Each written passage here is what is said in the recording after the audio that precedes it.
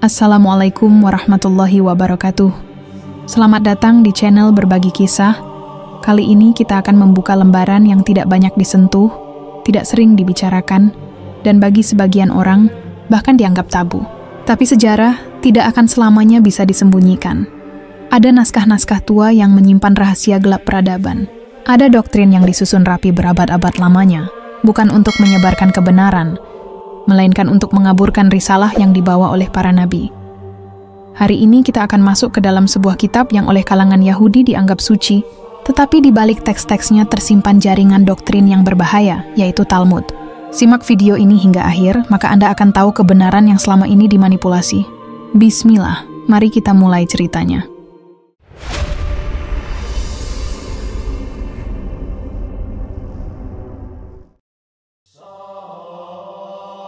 Talmud bukan sekadar buku komentar keagamaan.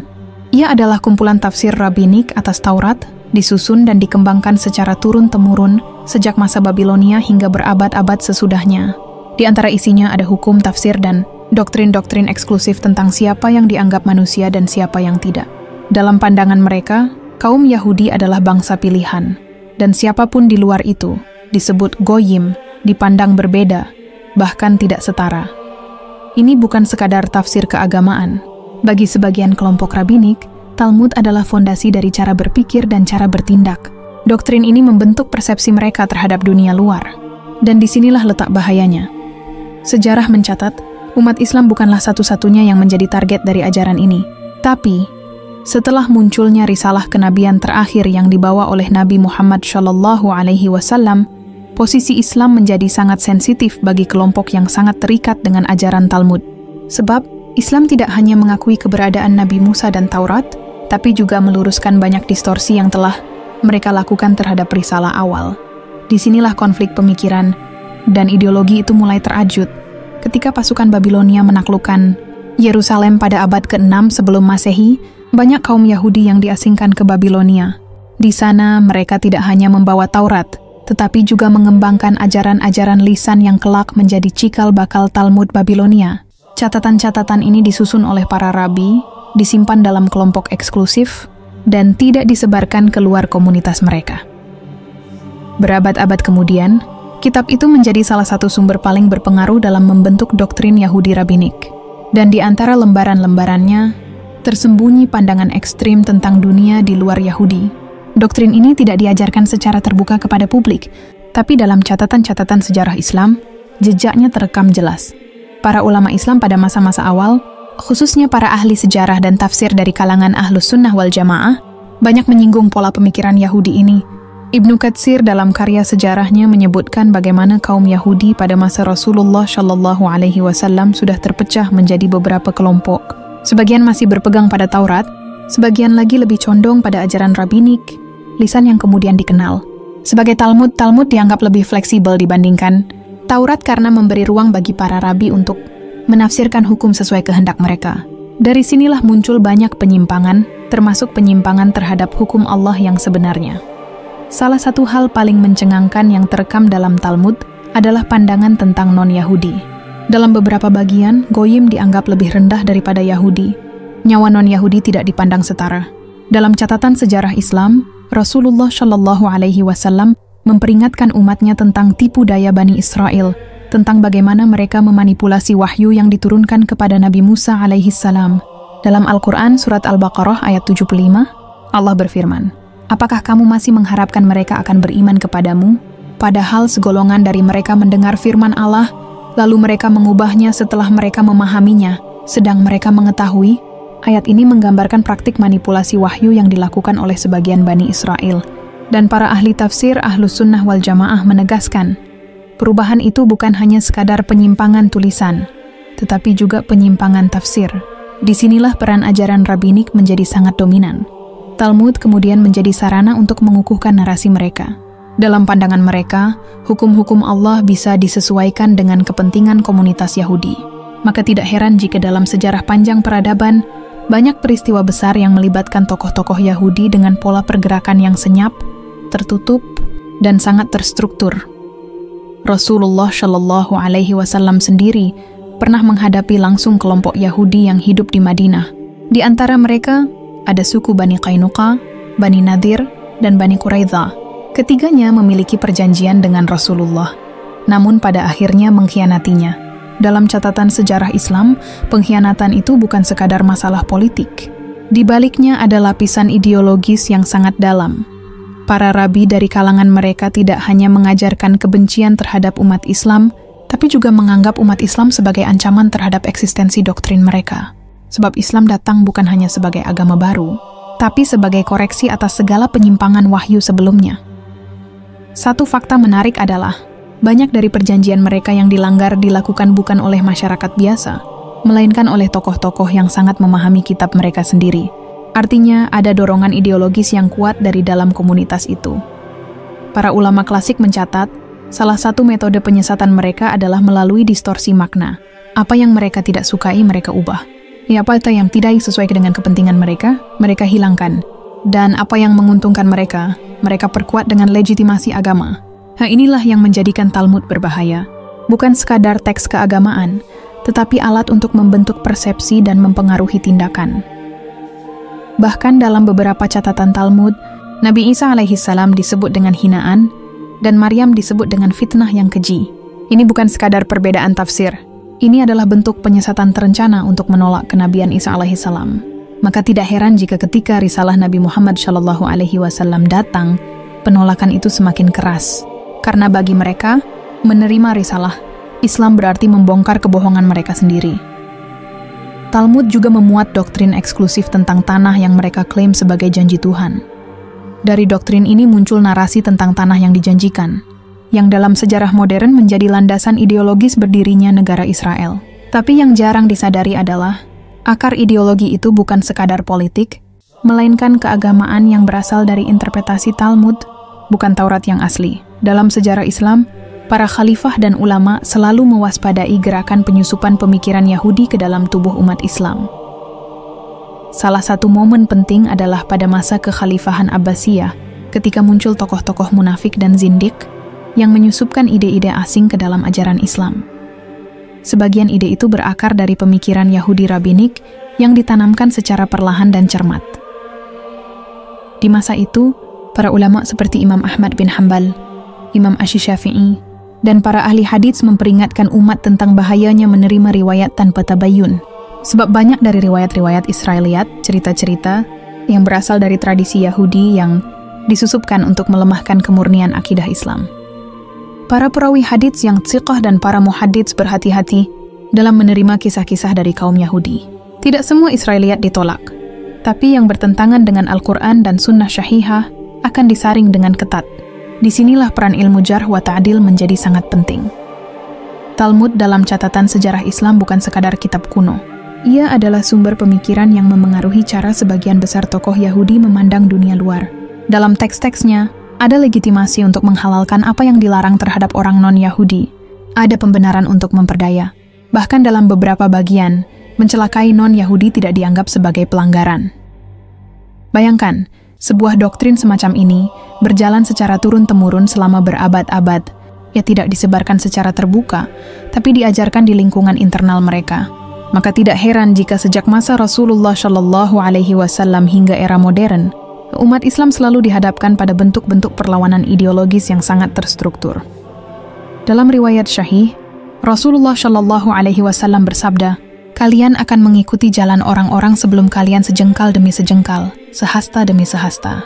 Seandainya mereka masuk ke lubang biawak, kalian pun akan mengikutinya." Para sahabat bertanya, "Ya Rasulullah, apakah mereka itu Yahudi dan Nasrani?" Beliau menjawab, "Siapa lagi kalau bukan mereka?" Hadits Syahih riwayat Al-Bukhari dan Muslim. Hadits ini bukan sekadar peringatan tentang gaya hidup, tapi juga tentang pola penyusupan pemikiran. Talmud dan doktrin-doktrinnya menjadi salah satu sumber yang secara perlahan menormalisasi penyimpangan dari tauhid yang murni.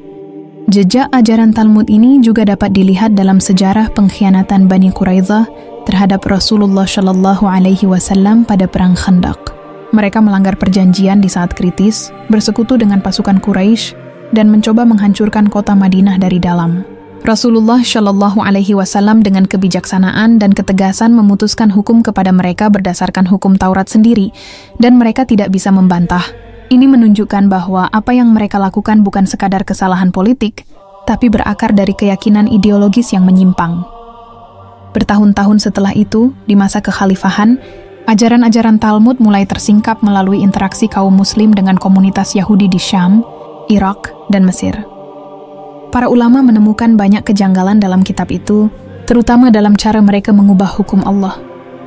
Para ahli tafsir Aswaja menegaskan, Talmud bukanlah wahyu, ia hanyalah tafsir manusia, bahkan tafsir yang banyak bertentangan dengan kitab Allah. Namun, sebagian besar komunitas Yahudi justru lebih mengutamakannya daripada Taurat. Maka lahirlah ajaran eksklusif yang membuat mereka merasa berhak atas sesuatu yang bukan milik mereka. Dalam sejarah modern, ideologi Talmud ikut membentuk cara pandang politik kelompok Zionis.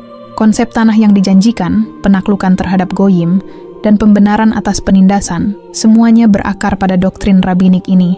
Banyak fakta mencengangkan yang jarang diungkap. Bagaimana teks-teks Talmud digunakan untuk membenarkan ekspansi dan kekerasan. Dan disinilah relevansinya bagi umat Islam saat ini.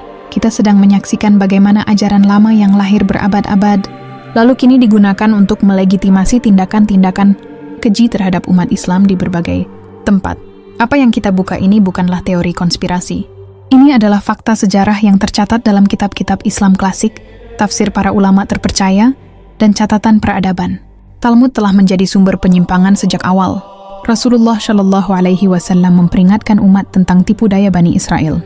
Para ulama memperingatkan tentang bahayanya Israiliyat. Dan kini sejarah itu seperti berulang. Teks-teks Talmud bukan hanya sekadar bacaan. Ia membentuk cara berpikir, membentuk sistem hukum internal, dan dalam beberapa kasus, membenarkan ketidakadilan. Banyak ayat Al-Quran yang memperingatkan umat Islam tentang sifat mereka yang suka mengubah firman. Itu Allah. Salah satunya dalam Al-Quran surat Al-Maidah ayat 13, maka karena mereka melanggar janjinya, kami kutuk mereka, dan kami jadikan hati mereka keras membatu. Mereka suka mengubah perkataan dari tempat-tempatnya. Dan mereka sengaja melupakan sebagian dari apa yang telah diperingatkan kepada mereka. Engkau akan senantiasa melihat pengkhianatan dari mereka, kecuali sedikit dari mereka. Ayat ini turun sebagai peringatan keras. Dan fakta sejarah menunjukkan, apa yang tertulis dalam Talmud menjadi salah satu akar dari sifat keras kepala itu. Mereka mengubah hukum sesuai kepentingan. Mereka menyembunyikan kebenaran. Mereka menyebarkan penyesatan dengan pakaian agama. Hari ini, banyak umat Islam yang tidak lagi memahami bagaimana dalam sejarahnya, perlawanan terhadap risalah Islam tidak hanya dilakukan melalui senjata, tetapi melalui pemikiran dan doktrin. Talmud menjadi salah satu senjata pemikiran yang paling berpengaruh. Ia membentuk persepsi tentang siapa yang pantas hidup, siapa yang pantas dikuasai, dan siapa yang dianggap musuh. Inilah lembar-lembar rahasia sejarah yang jarang diungkap. Dia tidak selalu muncul dalam bentuk pertempuran fisik, tapi dalam bentuk pertempuran narasi. Dalam setiap narasi itulah umat Islam harus sadar dan waspada. Para ulama terdahulu sudah memberi peringatan. Rasulullah Shallallahu Alaihi Wasallam sudah memberi rambu. Membuka sejarah Talmud bukan sekadar mempelajari kitab kuno. Ini adalah tentang memahami akar ideologi yang memusuhi risalah tauhid sejak dahulu. Tentang bagaimana sebuah doktrin disusun, bukan untuk mengajak kepada kebenaran, tetapi untuk melanggengkan supremasi satu kelompok. Sejak awal terbentuknya peradaban Islam, para sahabat dan ulama generasi tabi'in menyadari bahwa ajaran Talmud bukan sekadar kumpulan hukum keagamaan internal kaum Yahudi. Talmud telah menjadi alat ideologis yang mereka gunakan untuk membentuk persepsi, mengatur strategi, dan menanamkan keyakinan bahwa hanya mereka satu-satunya bangsa yang layak menguasai dunia. Pola ini mulai terungkap secara nyata setelah Fathu Madinah, ketika komunitas Yahudi yang tersisa di sekitar Hijaz mulai menunjukkan sifat aslinya. Dalam interaksi dengan kaum Muslim, para rabi tidak sekadar berdagang atau hidup berdampingan. Mereka membawa pola pikir tertutup dan eksklusif, memandang umat Islam sebagai pihak luar yang bisa dimanfaatkan tetapi tidak boleh disetarakan. Dalam Talmud Babilonia, terdapat banyak teks yang menggambarkan non-Yahudi sebagai makhluk rendahan.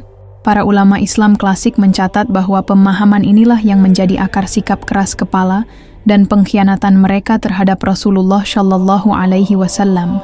Bani Qainuqa, Bani Nadir, dan Bani Quraizah bukan hanya kelompok suku biasa. Ketiganya memiliki struktur keagamaan yang dipimpin oleh rabi. Rabi-rabi inilah yang memegang kitab mereka, mengajarkan doktrin Talmud secara rahasia, dan mengarahkan tindakan politik suku. Dalam peristiwa pengkhianatan Bani Nadir misalnya, catatan sejarah menyebutkan bahwa yang merencanakan penyerangan terhadap Rasulullah bukan para pedagang atau prajurit, tetapi kalangan rabi yang merasa terancam oleh dakwah Islam. Mereka memahami betul isi kitab mereka, menyadari bahwa risalah kenabian terakhir akan menggugurkan klaim eksklusif mereka sebagai umat pilihan. Rasulullah Shallallahu Alaihi Wasallam mengetahui tipu daya itu. Dalam Al-Quran Surat Al-Baqarah ayat 109 disebutkan, banyak di antara ahli kitab menginginkan sekiranya mereka dapat mengembalikan kamu kepada kekafiran setelah kamu beriman, karena kedengkian yang ada dalam diri mereka, setelah kebenaran jelas bagi mereka. Maka maafkanlah dan biarkanlah mereka, sampai Allah mendatangkan perintahnya, sesungguhnya Allah Maha Kuasa atas segala sesuatu. Ayat ini tidak hanya menggambarkan sifat permusuhan tersembunyi, tetapi juga menjadi peringatan keras bahwa upaya penyesatan itu bukan hal yang bersifat sementara. Ia adalah strategi panjang. Setelah pengkhianatan Bani Nadir, mereka diusir dari Madinah dan berpindah ke Khaybar. Di sana, Talmud menjadi dasar pembentukan komunitas tertutup yang sangat disiplin dan sangat curiga terhadap dunia luar. Para rabi mengatur masyarakat mereka berdasarkan hukum-hukum rabbinik. Orang luar diperlakukan sebagai ancaman. Dalam catatan sejarah Islam, Khaybar bukan hanya benteng fisik, tapi juga benteng ideologi. Ketika pasukan Islam menaklukkan Khaybar, ditemukan banyak catatan yang menunjukkan betapa kuatnya pengaruh rabi dalam kehidupan mereka. Mereka bukan sekadar pemimpin spiritual. Mereka adalah pengendali penuh atas arah politik, sosial, dan ekonomi. Para ulama Islam mencatat bahwa dalam kitab Talmud terdapat ajaran bahwa tanah Khaybar dan sekitarnya merupakan bagian dari tanah janji. Dalam keyakinan mereka, siapapun di luar komunitas Yahudi yang menempati tanah itu dianggap penyusup dan sah untuk diusir atau diperangi. Doktrin inilah yang menjadi alasan ideologis perlawanan mereka terhadap pasukan Islam. Setelah kekalahan mereka di Khaybar, sebagian besar komunitas Yahudi menyebar ke Syam dan Irak. Di tempat-tempat inilah Talmud Babilonia berkembang lebih luas. Para rabi mendirikan pusat-pusat studi rahasia untuk mengajarkan Talmud kepada generasi baru. Doktrin tentang permusuhan terhadap umat Islam disebarkan secara sistematis. Pada masa kekhalifahan Umar bin Khattab radhiyallahu anhu, banyak wilayah Yahudi yang ditaklukkan. Di masa inilah umat Islam mulai berinteraksi dengan teks-teks Talmud secara lebih dekat. Para ulama menemukan bahwa Talmud mengandung penafsiran yang sangat menyimpang terhadap banyak hukum Allah. Beberapa hukum dibuat ganda, satu untuk Yahudi dan satu lagi untuk non-Yahudi. Dalam hukum internal mereka, kehidupan seorang non-Yahudi tidak memiliki nilai yang sama dengan kehidupan orang Yahudi. Umar bin Khattab radhiyallahu anhu mewaspadai pergerakan bawah tanah para rabi. Beliau menerapkan kebijakan ketat untuk mencegah penyusupan ideologi berbahaya ke tengah masyarakat Muslim. Banyak catatan administratif pada masa itu yang menunjukkan adanya pemantauan terhadap aktivitas rabi di wilayah Syam.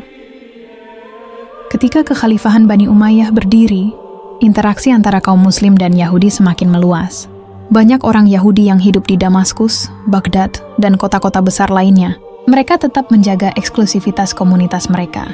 Disinilah muncul fenomena yang dicatat para sejarawan Muslim klasik. Kaum Yahudi cenderung hidup berdampingan secara fisik, tapi secara ideologis tetap tertutup. Talmud terus diajarkan hanya untuk kalangan mereka sendiri.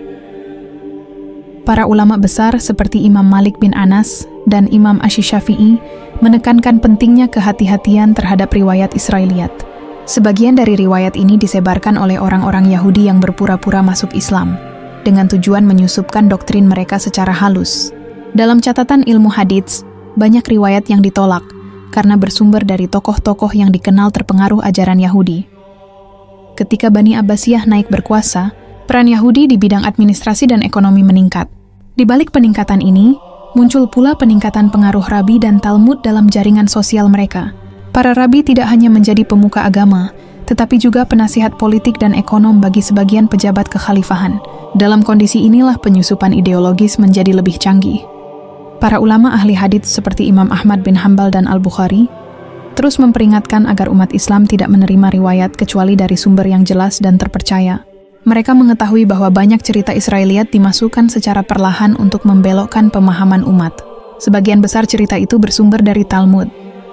Dalam teks Talmud, Goyim boleh diperdaya demi kepentingan Yahudi. Ini menjadi dasar legitimasi banyak tindakan mereka terhadap dunia luar. Fakta ini bukan hanya ditemukan dalam teks-teks Talmud, tapi juga tercermin dalam perilaku mereka di masa kekhalifahan. Para sejarawan Muslim mencatat sejumlah peristiwa pengkhianatan, terutama pada masa-masa konflik politik internal umat Islam. Di Andalusia, ketika umat Islam membangun peradaban besar, kaum Yahudi hidup di tengah-tengah kekuasaan Islam dengan perlindungan hukum. Tapi di balik itu, para rabi terus menjaga jarak ideologis. Mereka mendirikan pusat studi Talmud di Toledo dan Cordoba. Di tempat-tempat itulah ajaran rabbinik dipelihara dengan sangat ketat, jauh dari pengawasan publik. Talmud mengajarkan mereka untuk memandang dunia luar bukan sebagai bagian dari komunitas manusia setara, tapi sebagai pihak yang dapat digunakan atau ditundukkan. Pemikiran ini menjadi fondasi dari banyak intrik politik yang terjadi di Andalusia menjelang jatuhnya kekuasaan Islam di sana. Sejarawan Muslim mencatat peran aktif sebagian tokoh Yahudi dalam membantu pasukan Kristen saat penaklukan Andalusia. Mereka memberikan dukungan logistik dan informasi kepada pihak musuh. Bagi mereka, koalisi dengan Kristen dianggap lebih menguntungkan dalam jangka pendek daripada hidup di bawah kekuasaan Islam.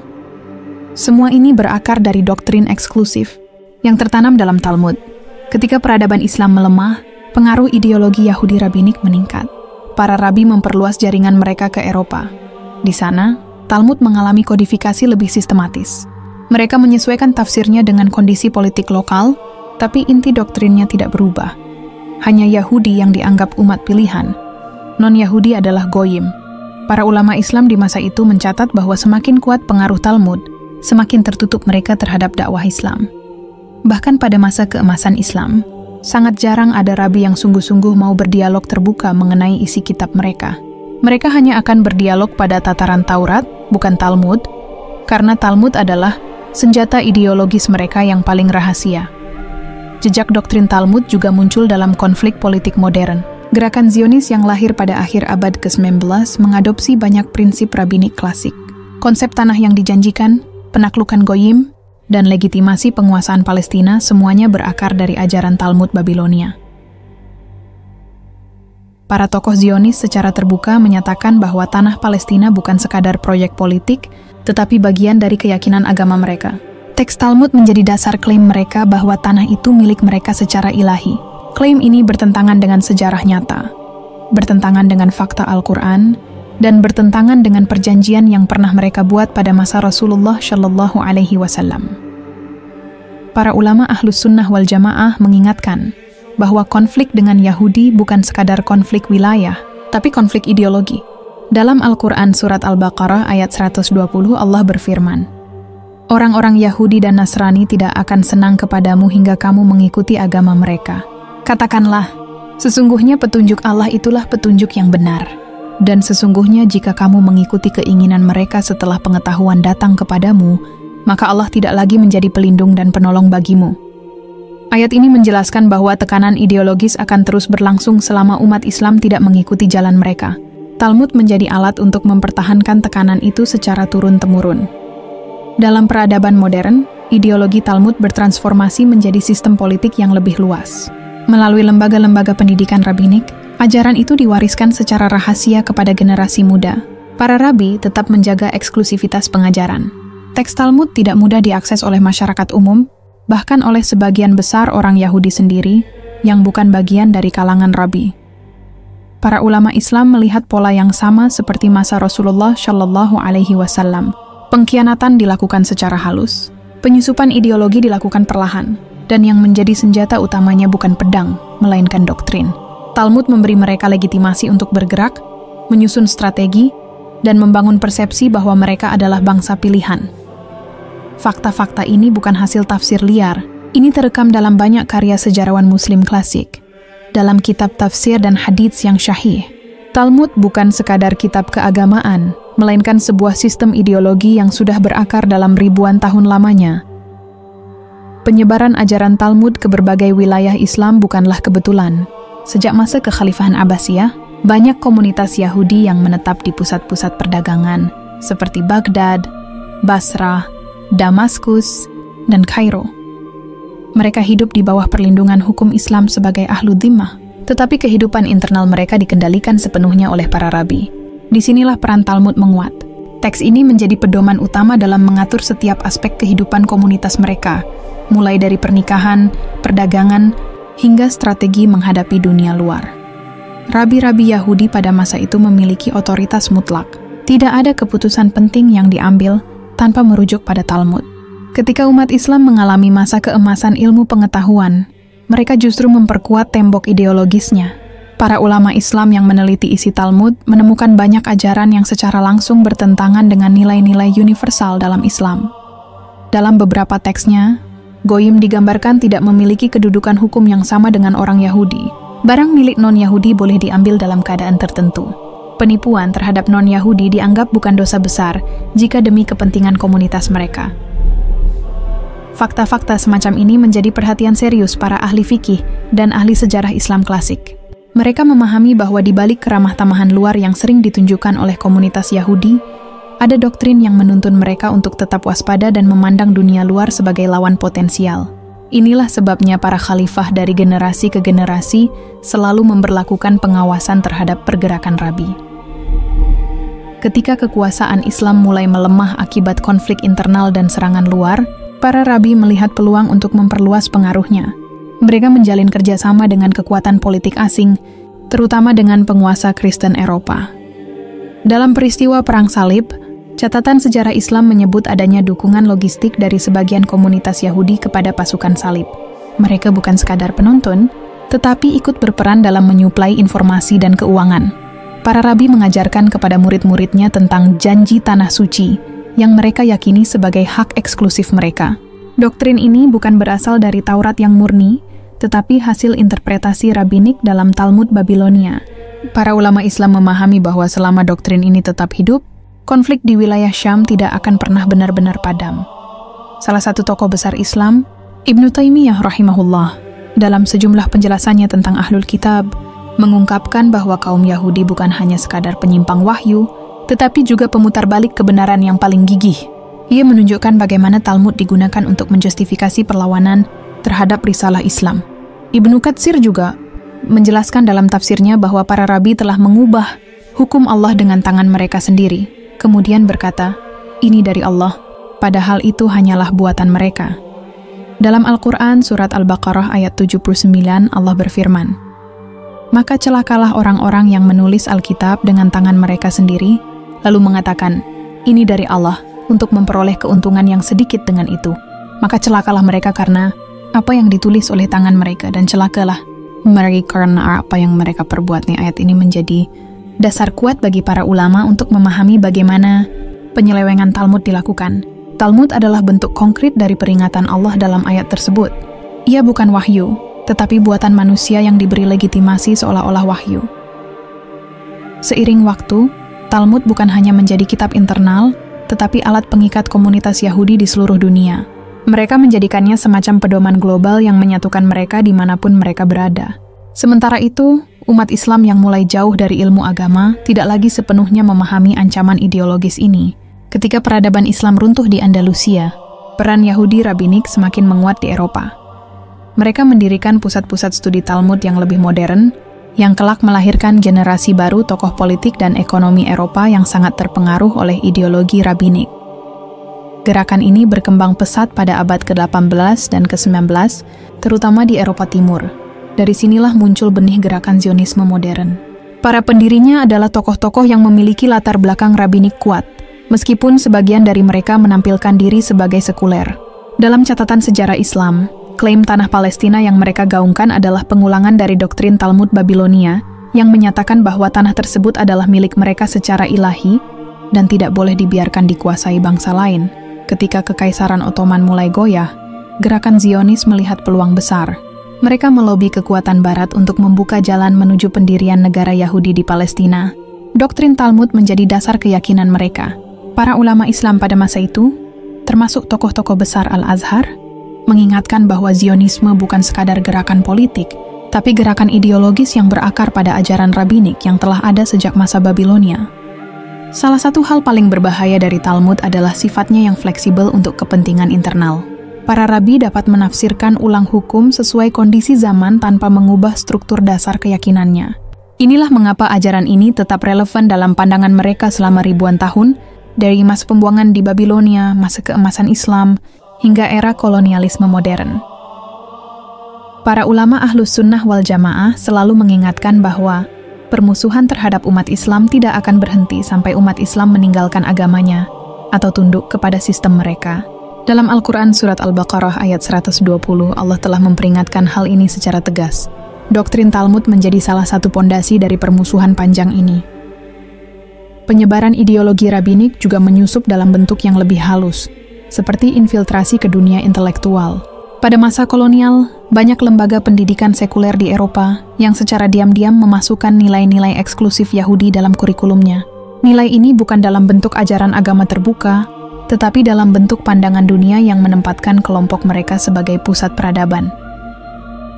Umat Islam banyak yang tidak menyadari bahwa ideologi ini bukan sekadar cerita masa lalu.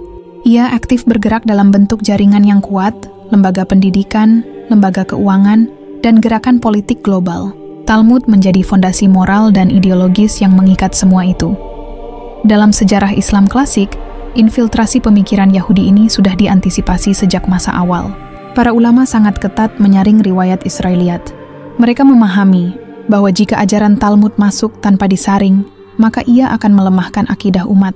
Inilah sebabnya Imam Malik menolak banyak riwayat Israiliyat. Imam Ahmad bin Hambal sangat keras dalam menyeleksi perawi yang terindikasi terpengaruh ajaran Yahudi. Imam Al-Bukhari menulis dengan metode sangat ketat agar riwayat palsu tidak masuk ke dalam kitab syahihnya. Talmud menjadi simbol distorsi wahyu. Ia menjadi saksi bagaimana satu komunitas mengubah firman Allah demi mempertahankan dominasi mereka atas umat manusia. Dalam catatan sejarah Islam, keberadaan Talmud bukan sekadar perbedaan agama, melainkan ancaman ideologis yang terus hidup dan beradaptasi sepanjang zaman.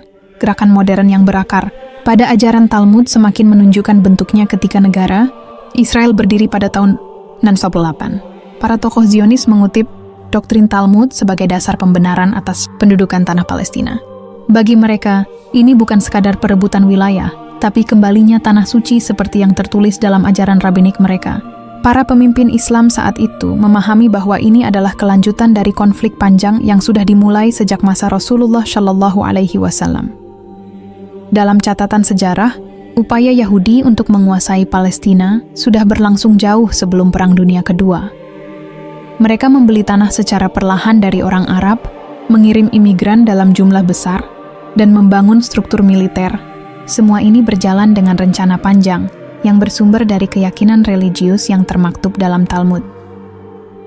Para ulama Islam memperingatkan bahwa kekuatan utama mereka bukan semata-mata militer, melainkan ideologi. Doktrin yang tertanam dalam Talmud membuat mereka yakin bahwa dunia harus tunduk pada mereka. Dalam ajaran itu disebutkan bahwa saat tanah janji dikuasai, maka langkah selanjutnya adalah mengatur tatanan dunia sesuai keyakinan mereka. Umat Islam harus memahami bahwa ini bukan sekadar narasi konflik modern. Ini adalah lanjutan dari narasi ideologis yang telah berakar selama ribuan tahun. Para sahabat memahami bahayanya. Para khalifah mewaspadai pergerakannya. Para ulama menutup pintu penyusupan pemikiran mereka. Talmud adalah jantung dari ideologi yang membuat mereka terus berhadapan dengan umat Islam sepanjang sejarah. Apa yang terjadi hari ini di Palestina bukan awal dari konflik. Ia adalah kelanjutan dari sejarah panjang penyimpangan ajaran, penyusupan pemikiran, dan pengkhianatan perjanjian. Semua itu berakar pada teks-teks Talmud yang mereka anggap lebih tinggi dari wahyu Allah yang sebenarnya. Gerakan ini mencapai puncak kekuatannya ketika kekuatan kolonial Barat mulai menguasai wilayah-wilayah Islam.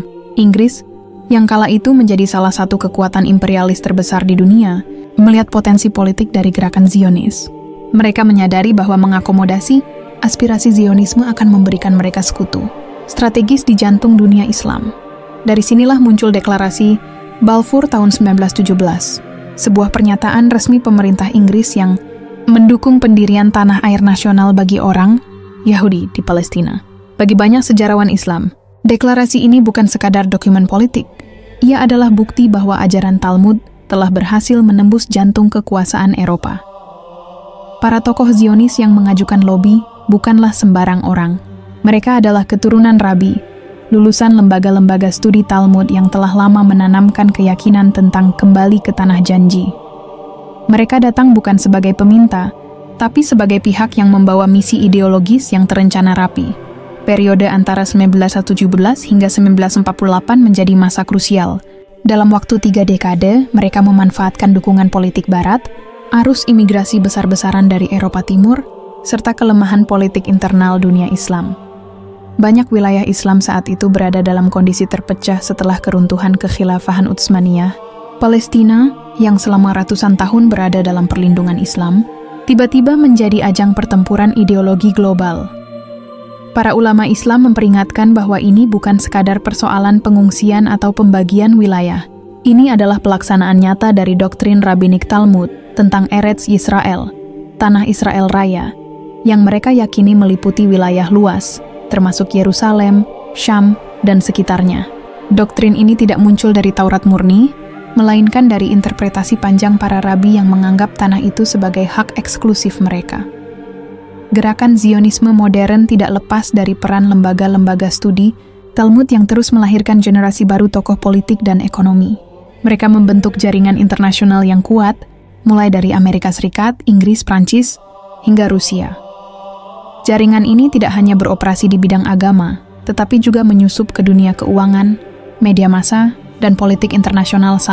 Satu strategi mereka yang paling efektif adalah membangun citra sebagai kelompok tertindas yang layak mendapatkan tanah air. Narasi ini dikuatkan oleh pengalaman Holocaust di Eropa, yang kemudian dimanfaatkan untuk mempercepat legitimasi internasional pendirian negara Israel. Namun, di balik narasi itu, doktrin Talmud terus menjadi pemandu langkah mereka.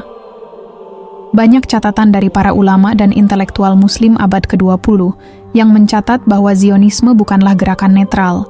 Ia adalah wajah politik dari ideologi rabbinik yang sudah hidup sejak masa Babilonia.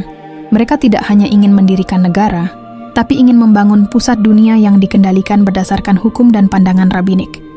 Inilah sebabnya, setiap kali pembicaraan perdamaian digelar, posisi mereka selalu kaku dan mengakar pada hak tanah ilahi versi mereka. Dalam ajaran Talmud, tanah itu bukan sekadar tempat tinggal, tapi simbol kekuasaan dan janji Tuhan kepada bangsa pilihan. Maka, kompromi yang sejati hampir mustahil tercapai jika ideologi ini tetap menjadi dasar pijakan. Dunia Islam sempat bangkit menyadari bahaya ini pada masa awal berdirinya Liga Arab. Namun, kekuatan Zionisme internasional terlalu besar untuk dihadapi dengan politik lemah dan perpecahan internal. Ketika negara Israel diproklamasikan pada tahun 1948, banyak ulama besar memperingatkan bahwa ini adalah awal dari babak baru perang panjang antara ideologi Talmud dan umat Islam. Para mujahid Palestina dan ulama Al-Quds memahami betul bahwa konflik ini bukan sekadar perebutan Yerusalem, tapi perebutan makna dari tanah suci itu sendiri. Bagi umat Islam, Yerusalem adalah kota suci ketiga, tempat Isra Mi'raj Nabi Muhammad SAW, dan pusat spiritual yang dijaga dengan darah para sahabat. Sementara bagi kaum Zionis, Yerusalem adalah simbol supremasi rabbinik dan pusat kekuasaan masa depan mereka. Dalam berbagai pertemuan internasional, tokoh-tokoh Zionis kerap mengutip ayat-ayat dari Talmud untuk menguatkan posisi mereka. Mereka tidak menjadikan Alkitab Ibrani atau Taurat sebagai satu-satunya dasar, karena Talmud dianggap lebih hidup dan aplikatif. Dalam Talmudlah tertulis secara rinci hukum tentang tanah, kepemilikan, dan status bangsa non-Yahudi di wilayah yang mereka klaim.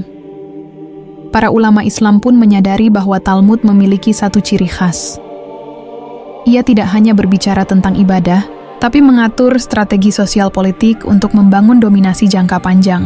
Ia mengajarkan prinsip eksklusivitas, kewaspadaan terhadap bangsa luar, dan keharusan mempertahankan identitas mereka di tengah bangsa lain. Itulah sebabnya dimanapun komunitas Yahudi rabbinik berada, mereka selalu memiliki identitas yang sangat kuat dan berbeda dari masyarakat sekitarnya. Dalam sejarah Islam klasik, strategi ini sudah pernah dihadapi. Rasulullah SAW menghadapi kaum Yahudi Madinah yang menguasai perdagangan dan memiliki perjanjian dengan berbagai kabilah. Mereka awalnya menyambut kedatangan Rasulullah dengan senyum diplomatik, tapi di balik itu mereka menyusun rencana. Beberapa peristiwa seperti pengkhianatan Bani Qainuqa, Bani Nadir, dan Bani Quraidah menjadi bukti nyata bagaimana strategi ideologis dan politik mereka berjalan bersamaan. Rasulullah tidak memerangi mereka semata karena perbedaan agama, tetapi karena pengkhianatan mereka terhadap piagam Madinah dan upaya mereka membentuk kekuatan tersendiri di dalam negara Islam. Peristiwa itu menjadi cermin sejarah yang terus berulang dalam berbagai bentuk dan zaman. Seiring berjalannya waktu, ajaran Talmud menjadi motor penggerak gerakan Zionisme global. Mereka percaya bahwa dengan menguasai Yerusalem dan membangun kembali pusat religius mereka akan memimpin dunia. Dalam beberapa teks rabbinik, bahkan disebutkan tentang masa kejayaan, di mana bangsa-bangsa lain akan tunduk pada hukum mereka.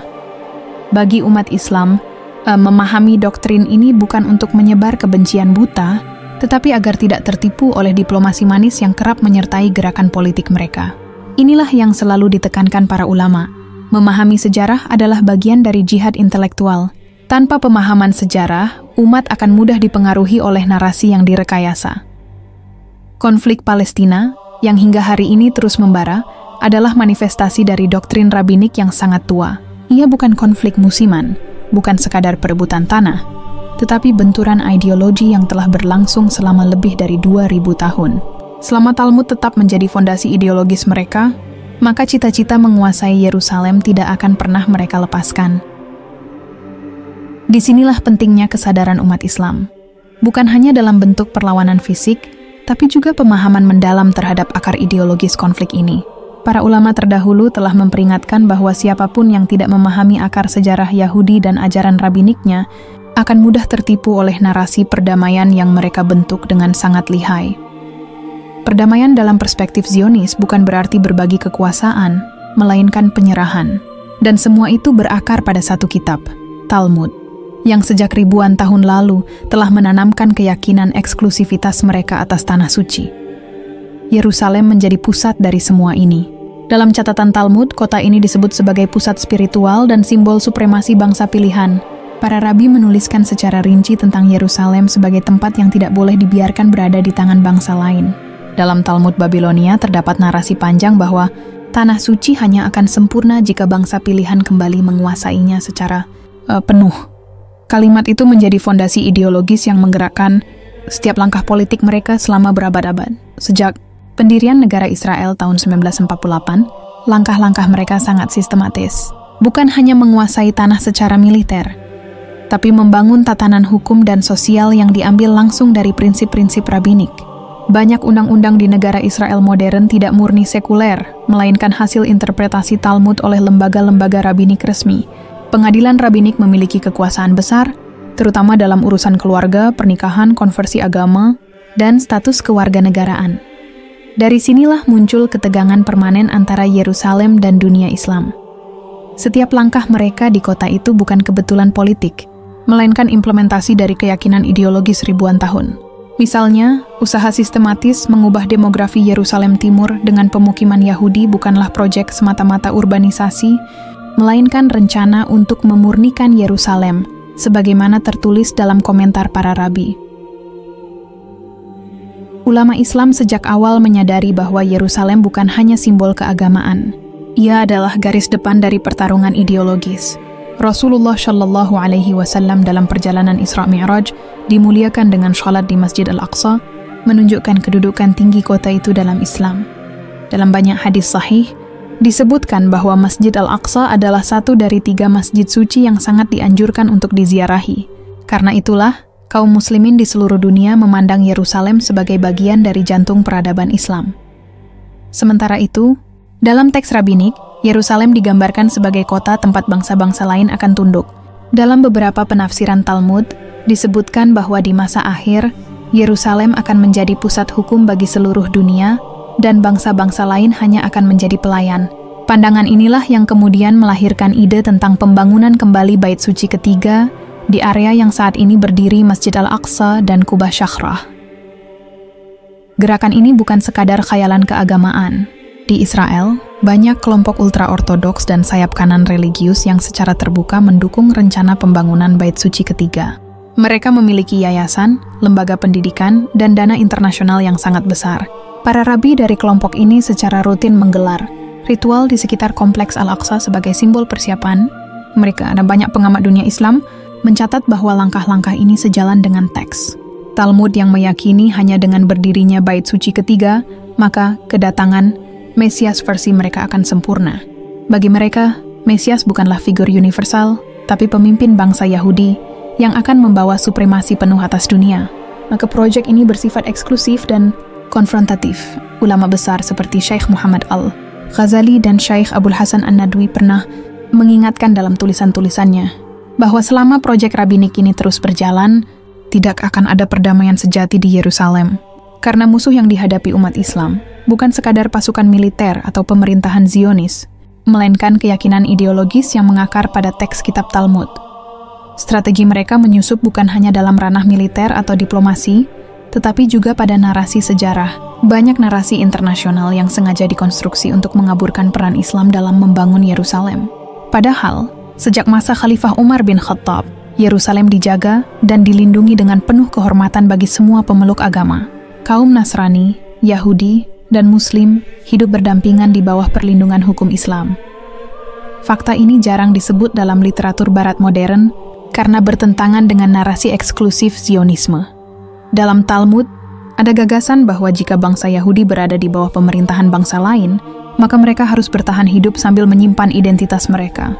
Namun, jika ada kesempatan untuk kembali berkuasa di Tanah Suci, maka mereka wajib merebutnya. Prinsip ini mengakar begitu dalam, hingga menjadi landasan banyak kebijakan politik Israel modern. Mereka menanamkan keyakinan ini sejak anak-anak. Di banyak sekolah agama Yahudi, pelajaran Talmud menjadi kurikulum wajib. Anak-anak Yahudi rabbinik tidak hanya belajar sejarah agama mereka, tetapi juga tafsir para rabi tentang hak eksklusif atas Yerusalem. Dari kecil, mereka ditanamkan pemahaman bahwa tanah ini adalah milik mereka yang sah, dan tidak ada kompromi dalam hal ini. Sementara itu, banyak generasi muda Muslim yang tidak memahami akar ideologis konflik ini. Mereka hanya mengenal Yerusalem sebagai tempat ibadah, tetapi tidak menyadari bahwa kota ini adalah pusat dari proyek rabbinik yang sangat tua dan serius. Ketidaktahuan ini sering dimanfaatkan oleh berbagai pihak untuk melemahkan semangat perlawanan umat Islam terhadap penjajahan ideologis dan fisik yang sedang berlangsung. Dalam catatan sejarah Islam, sikap tegas terhadap agresi ideologis ini sudah dimulai sejak zaman Rasulullah Shallallahu Alaihi Wasallam. Ketika kaum Yahudi di Madinah berusaha menanamkan pengaruh dan mengkhianati piagam Madinah, Rasulullah tidak tinggal diam. Bani Qainuqa diusir karena melanggar perjanjian, Bani Nadir diusir karena konspirasi, dan Bani Quraidzah dihukum karena bersekutu dengan musuh saat perang Khandaq. Semua itu menunjukkan bahwa Rasulullah memahami konflik bukan hanya pada permukaan politik, tapi pada akar ideologis yang mereka bawa. Hal ini kembali terulang dalam konteks Yerusalem modern, ketika dunia Islam terpecah dan banyak negeri Muslim lemah secara politik. Ideologi Talmud menemukan ruang luas untuk berkembang. Mereka tidak perlu menguasai semuanya dengan senjata. Cukup dengan ideologi yang mengakar dan dukungan jaringan internasional. Gerakan Zionisme modern hanyalah wajah politik dari teks rabbinik itu. Dalam pertemuan internasional, mereka bisa tampil dengan jas rapi, berbicara tentang perdamaian, tapi di ruang-ruang tertutup mereka terus mengutip teks rabbinik yang berisi klaim eksklusif atas tanah. Inilah lapisan yang sering luput dari perhatian banyak pihak. Banyak ulama menegaskan bahwa memahami isi Talmud adalah langkah penting dalam memahami bagaimana strategi mereka berjalan. Karena Talmud bukan kitab biasa, ia adalah panduan strategis yang mencakup dimensi keagamaan, sosial, ekonomi, dan politik. Ia membentuk cara pandang komunitas mereka terhadap dunia luar, terhadap non-Yahudi, dan terhadap Tanah Suci. Salah satu ajaran dalam Talmud menyebut bahwa bangsa non-Yahudi tidak memiliki hak atas Tanah Suci. Mereka hanya boleh tinggal jika tunduk dan tidak memiliki kedaulatan. Doktrin ini menjadi sangat penting, karena ia menjelaskan mengapa segala bentuk kompromi politik selalu berakhir buntu. Mereka tidak melihat umat Islam sebagai pemilik sah Yerusalem, tapi sebagai penghalang yang harus disingkirkan perlahan. Ulama Islam klasik dan modern sepakat bahwa konflik ini tidak bisa dipahami hanya sebagai perang modern biasa. Ia adalah warisan panjang dari benturan antara ideologi Talmud dan risalah tauhid yang dibawa para nabi, termasuk Nabi Muhammad Shallallahu Alaihi Wasallam. Selama ideologi rabbinik ini terus dijadikan dasar pijakan, maka cita-cita mereka untuk menguasai Yerusalem akan terus berlanjut dari generasi ke generasi. Yerusalem hari ini bukan hanya saksi dari pertempuran politik, tetapi saksi dari dua pandangan dunia yang bertolak belakang. Satu yang meyakini eksklusivitas berdasarkan warisan rabbinik, dan satu lagi yang membawa risalah tauhid dan keadilan universal. Perbedaan ini tidak lahir kemarin, tetapi telah hidup ribuan tahun di dalam teks dan tradisi mereka. Dan dari sinilah semua lapisan sejarah yang kelam itu terus tersingkap satu demi satu. Setiap kali Yerusalem bergolak, Yang bergerak di balik layar bukan hanya pasukan atau politisi, tetapi lembaga-lembaga rabbinik yang menjadi penjaga ortodoksi ajaran Talmud. Mereka mengatur narasi, membentuk opini, dan memastikan bahwa setiap kebijakan politik yang diambil tetap selaras dengan garis ideologis rabbinik. Di Israel modern, peran rabi bukan sekadar tokoh agama, melainkan bagian dari sistem kekuasaan. Mereka duduk dalam dewan-dewan penentu hukum, mengawasi kurikulum pendidikan, dan menjadi penasihat utama dalam kebijakan identitas nasional. Banyak pengamat Islam dan sejarawan mencatat bahwa ada dua lapisan dalam strategi mereka. Lapisan pertama adalah lapisan politik yang terlihat di permukaan. Pembentukan negara, lobi internasional, pendudukan wilayah, dan pemukiman. Lapisan kedua adalah lapisan ideologis yang jauh lebih dalam dan tidak banyak diketahui publik umum. Lapisan ini diatur oleh ajaran Talmud, komentar para rabi, dan interpretasi yang diwariskan turun-temurun. Lapisan ideologis inilah yang memberikan fondasi kokoh bagi gerakan politik mereka sehingga tampak sangat konsisten dari masa ke masa. Di dalam teks Talmud, terdapat keyakinan bahwa bangsa pilihan harus mengendalikan hukum di Yerusalem. Hanya dengan cara itu, dunia akan memasuki apa yang mereka sebut sebagai masa Tikkun Olam atau penataan dunia. Namun konsep penataan dunia versi Talmud bukanlah tatanan dunia yang setara, melainkan struktur hierarkis yang menempatkan bangsa Yahudi rabbinik sebagai pusat dan bangsa-bangsa lain sebagai pinggiran. Ajaran ini menegaskan pentingnya memurnikan Yerusalem dari pengaruh bangsa lain. Dalam interpretasi para rabi, kata memurnikan berarti memastikan bahwa Yerusalem sepenuhnya berada di bawah hukum mereka, tanpa ada kekuasaan atau simbol peradaban lain yang berdiri sejajar. Inilah sebabnya berbagai kebijakan politik Israel selalu diarahkan pada perubahan status Yerusalem secara perlahan, tapi pasti. Mulai dari aneksasi wilayah timur, penghancuran rumah-rumah warga Palestina, pembatasan akses ke Masjid Al-Aqsa, hingga proyek pemukiman besar-besaran. Langkah-langkah ini bukan sekadar taktik politik pragmatis, melainkan strategi ideologis jangka panjang. Dalam dokumen-dokumen resmi lembaga rabbinik, banyak disebutkan tentang pentingnya penguasaan spiritual Yerusalem sebagai prasyarat bagi datangnya masa kejayaan bangsa mereka. Karena itulah mereka tidak pernah menganggap Yerusalem sebagai kota bersama. Bagi mereka, kota itu harus sepenuhnya menjadi milik bangsa pilihan sebagaimana diklaim oleh para rabi sejak berabad-abad lalu. Perjalanan sejarah Islam mencatat bahwa perlawanan terhadap proyek rabbinik ini bukan hal baru. Pada masa Khalifah Umar bin Khattab, Yerusalem dibebaskan bukan untuk dijadikan milik eksklusif kaum muslimin, tetapi untuk mengembalikan fungsi sucinya sebagai kota tauhid. Umar tidak menghancurkan gereja-gereja atau sinagoga, ia memberikan perlindungan kepada semua agama yang ada di sana. Hal ini sangat kontras dengan pandangan rabbinik yang eksklusif. Fakta sejarah ini menjadi bukti bahwa Islam membawa risalah penjagaan, sementara ideologi Talmud membawa risalah klaim kepemilikan tunggal. Dalam banyak catatan rabbinik, Islam sering digambarkan sebagai penghalang besar terhadap proyek mereka. Karena Islam bukan hanya keyakinan spiritual, tetapi juga peradaban yang memiliki rekam jejak panjang dalam menjaga Yerusalem. Inilah sebabnya, serangan terhadap Yerusalem tidak pernah lepas dari usaha melemahkan peradaban Islam itu sendiri. Dari propaganda media internasional, tekanan politik, hingga pecahnya perang di Timur Tengah, semua diarahkan untuk memperlemah posisi umat Islam di kota itu. Talmud memandang umat non-Yahudi, termasuk Muslim, sebagai bangsa yang tidak memiliki hak kedaulatan atas Yerusalem. Dalam sejumlah bagian teks rabbinik, disebutkan bahwa bangsa-bangsa lain hanya boleh ada di kota itu sebagai pengunjung atau penyewa, bukan pemilik. Ini adalah fondasi dari sikap keras kepala yang sering kita lihat dalam negosiasi politik modern. Setiap kompromi dianggap sebagai bentuk kelemahan, bukan solusi. Narasi ini dipelihara secara sistematis di sekolah, sinagoga, dan lembaga rabbinik. Anak-anak Yahudi tumbuh dengan keyakinan bahwa Yerusalem adalah hak mereka sejak lahir, dan bahwa kembalinya Yerusalem secara penuh di bawah hukum mereka adalah bagian dari misi suci. Karena keyakinan ini tertanam sejak dini, maka dalam setiap generasi selalu ada kelompok militan yang siap melanjutkan proyek rabbinik tersebut.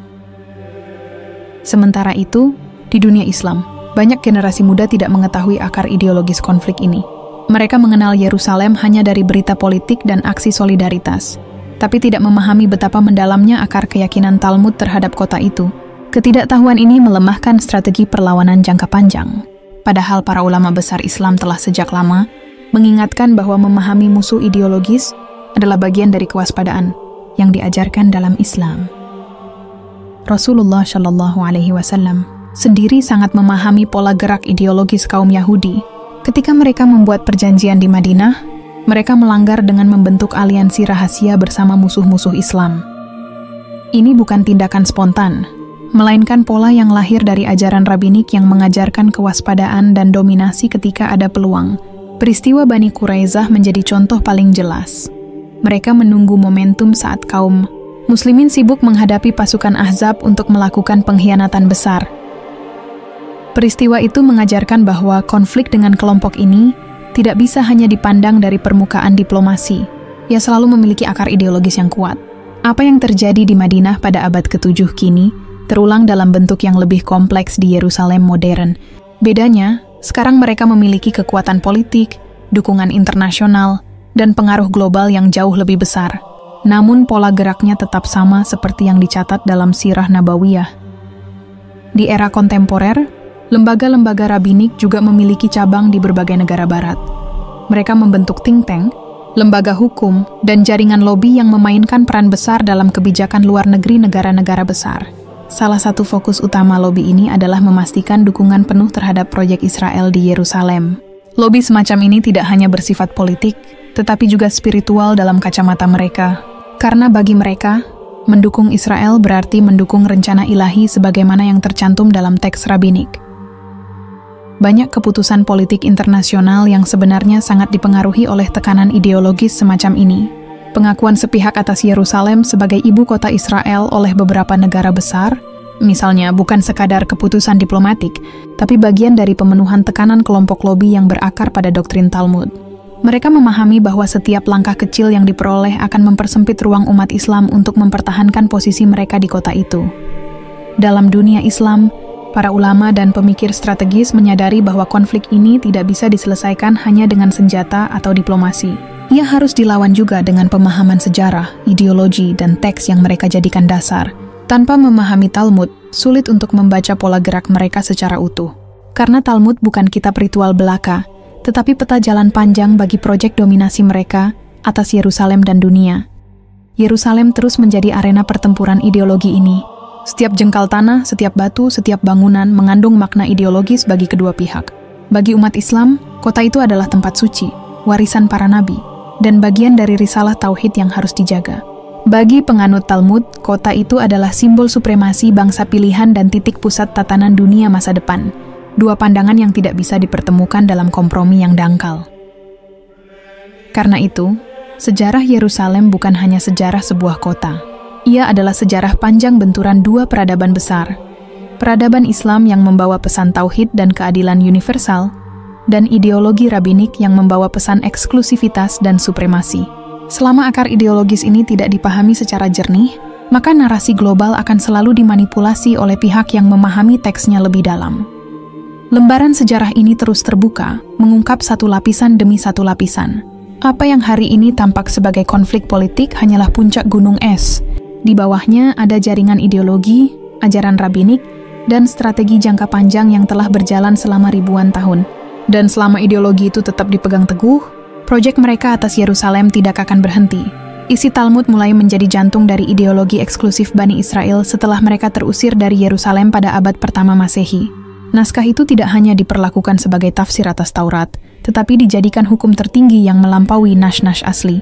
Dalam Talmud inilah tertanam sistem pemikiran yang menempatkan diri mereka sebagai bangsa pilihan Tuhan secara mutlak dan menilai bangsa-bangsa lain sebagai makhluk yang tidak memiliki hak yang sama. Dalam catatan sejarah Islam, para ulama Ahlus Sunnah wal Jamaah kerap menyinggung tentang konsep kesombongan teologis Bani Israel. Ini bukan tafsir liar atau opini modern, melainkan muncul dari riwayat yang jelas tentang perilaku mereka terhadap para nabi. Dalam Al-Quran Surat Al-Baqarah ayat 87, Allah berfirman, "Dan sungguh, kami telah memberikan kitab kepada Musa, dan kami telah menyusulinya dengan rasul-rasul, dan kami telah memberikan bukti-bukti yang jelas kepada Isa putra Maryam, dan kami memperkuatnya dengan Ruhul Kudus. Tetapi setiap kali seorang rasul datang kepadamu membawa sesuatu yang sesuai dengan keinginanmu, kamu bersikap angkuh, maka sebagian kamu mendustakan, dan sebagian yang lain kamu bunuh." Ayat ini bukan hanya peringatan spiritual, melainkan gambaran tentang pola penolakan sistematis terhadap kebenaran wahyu. Talmud kemudian menjadi wadah untuk membenarkan tindakan tersebut. Dalam naskah ini tercatat berbagai tafsir internal yang meletakkan bangsa Yahudi sebagai pusat dari seluruh rancangan Tuhan dan menganggap umat lain sebagai goyim. Istilah yang dalam konteks Talmud berarti orang luar yang secara moral, sosial, dan spiritual dianggap tidak sepadan dengan mereka. Para ulama Islam klasik mencatat bahwa sikap eksklusif ini menjadi penghalang terbesar bagi banyak kalangan Yahudi untuk menerima kerasulan Muhammad SAW. Bukan hanya soal keimanan, tetapi juga soal kekuasaan. Ketika Nabi Muhammad SAW tiba di Madinah, 3 kabilah Yahudi utama, Bani Qainuqa, Bani Nadir, dan Bani Quraidzah, sudah memiliki pengaruh besar. Mereka membawa tradisi keagamaan yang kuat, tetapi dengan tafsir eksklusif yang bersumber dari ajaran Talmud. Kaum muslimin ketika itu mendapati bahwa isi Talmud sudah sangat berbeda dengan Taurat yang diturunkan kepada Nabi Musa alaihissalam. Taurat asli menyeru kepada tauhid, keadilan, dan kesucian. Sementara Talmud dipenuhi lapisan tafsir rabbinik yang membenarkan manipulasi hukum, bahkan terhadap bangsa-bangsa lain yang mereka anggap inferior. Dalam Sirah Nabawiyah, tercatat bagaimana perdebatan antara kaum Yahudi Madinah dan Rasulullah SAW berlangsung sangat keras. Mereka mencoba menguji kerasulan beliau dengan pertanyaan-pertanyaan yang hanya diketahui melalui naskah-naskah Talmud dan Midrash. Tapi setiap kali mereka menguji, wahyu turun dengan jawaban yang lebih kuat. Salah satu contohnya adalah ketika mereka bertanya tentang ruh, maka turunlah Al-Quran surat Al-Isra ayat 85. Dan mereka bertanya kepadamu tentang ruh. Katakanlah, ruh itu urusan Tuhanku, dan tidaklah kamu diberi pengetahuan melainkan sedikit. Ulama Ahlus Sunnah wal Jamaah seperti Imam Ibnu Katsir dan Imam At-Tabari menafsirkan bahwa pertanyaan itu bukan pertanyaan tulus untuk mencari kebenaran, tetapi ujian dari kalangan Yahudi Madinah yang berangkat dari teks-teks Talmud mereka. Dalam Talmud, ruh bukan sekadar ciptaan Allah, tetapi dimaknai secara eksklusif sebagai hak istimewa bagi kaum pilihan. Maka ketika jawaban wahyu menegaskan universalitas kuasa Allah, mereka justru menolak. Lebih dalam lagi, para ahli sejarah Islam juga mencatat bagaimana isi Talmud dipakai untuk membenarkan pengkhianatan politik. Setelah perjanjian Piagam Madinah disepakati antara kaum muslimin dan Yahudi, Bani Quraidzah mengkhianatinya di saat-saat paling kritis, tepat ketika pasukan Quraisy mengepung Madinah dalam Perang Khandaq. Pengkhianatan itu bukan sekadar keputusan politik, tetapi hasil dari keyakinan ideologis bahwa mereka tidak wajib menepati perjanjian dengan goyim. Dalam Talmud, terdapat banyak pasal yang secara eksplisit menyatakan bahwa sumpah terhadap non-Yahudi tidak memiliki bobot yang sama dengan sumpah terhadap sesama Yahudi. Inilah mengapa ketika Rasulullah SAW menegakkan keadilan terhadap Bani Quraidzah, itu bukan hanya hukuman atas pengkhianatan militer, tetapi juga benturan dua sistem nilai yang bertolak belakang. Sistem keadilan Islam yang universal, dan sistem eksklusif Talmud yang membeda-bedakan manusia berdasarkan asal-usul. Imam Al-Bukhari meriwayatkan dalam Syahihnya bahwa keputusan itu dijatuhkan sesuai hukum yang selama ini juga mereka akui dalam Taurat, meskipun mereka sendiri telah mengubah banyak bagian dari hukum itu melalui Talmud. Fakta mencengangkan lainnya tercatat dalam sejarah interaksi Rasulullah SAW dengan para rabi Yahudi. Ketika beliau mendatangi mereka untuk menyerukan Islam, beberapa di antara mereka secara diam-diam mengakui kebenaran risalah tersebut. Namun mereka menyembunyikan pengakuan itu dari kaumnya karena takut kehilangan kedudukan. Al-Quran Surat Al-Baqarah ayat 146 menyinggung hal ini. Orang-orang yang telah kami beri kitab mengenalnya, Muhammad, sebagaimana mereka mengenal anak-anak mereka sendiri. Tetapi sesungguhnya segolongan di antara mereka sungguh menyembunyikan kebenaran, padahal mereka mengetahui. Menurut penjelasan Imam Al-Qurtubi, yang dimaksud dengan menyembunyikan di sini bukan hanya menyembunyikan lisan, tetapi juga menyembunyikan teks. Talmud menjadi alat yang sangat efektif untuk menyelimuti nubuwah Muhammad SAW dengan selubung penafsiran rabbinik yang sangat kental. Mereka menafsirkan ulang tanda-tanda kenabian yang jelas tercantum dalam kitab mereka, sehingga umat mereka tidak lagi mengenal kebenaran yang asli. Ketika Kekaisaran Romawi menghancurkan Bait Suci kedua, bangsa Yahudi terpencar ke berbagai wilayah. Tapi mereka membawa Talmud seperti membawa sebuah perisai ideologis. Teks ini menjadi pengikat identitas mereka di tengah diaspora panjang. Ironinya, bukan Taurat yang mereka bawa sebagai pegangan utama, tetapi Talmud yang berisi interpretasi eksklusif. Ini penting dicatat. Sebab dari sinilah lahir banyak doktrin-doktrin yang kemudian menjadi sumber pergesekan tajam dengan umat-umat lain, termasuk umat Islam. Imam Ibnul Qayyim Al-Jauziyah dalam kitab Hidayatul Hayara menyinggung fenomena ini. Ia mencatat bagaimana Talmud dijadikan tameng oleh para rabi untuk menolak kerasulan Muhammad Shallallahu Alaihi Wasallam. Meski bukti-bukti kenabian itu sangat jelas di hadapan mereka, mereka lebih memilih takwil rabbinik daripada kebenaran wahyu. Dalam catatan sejarah Islam klasik, Talmud dipandang sebagai salah satu sumber terbesar dari penyimpangan akidah Bani Israel setelah masa Nabi Musa alaihi salam. Salah satu isi Talmud yang paling sering disebut para ulama adalah ajaran yang membolehkan penipuan terhadap orang luar.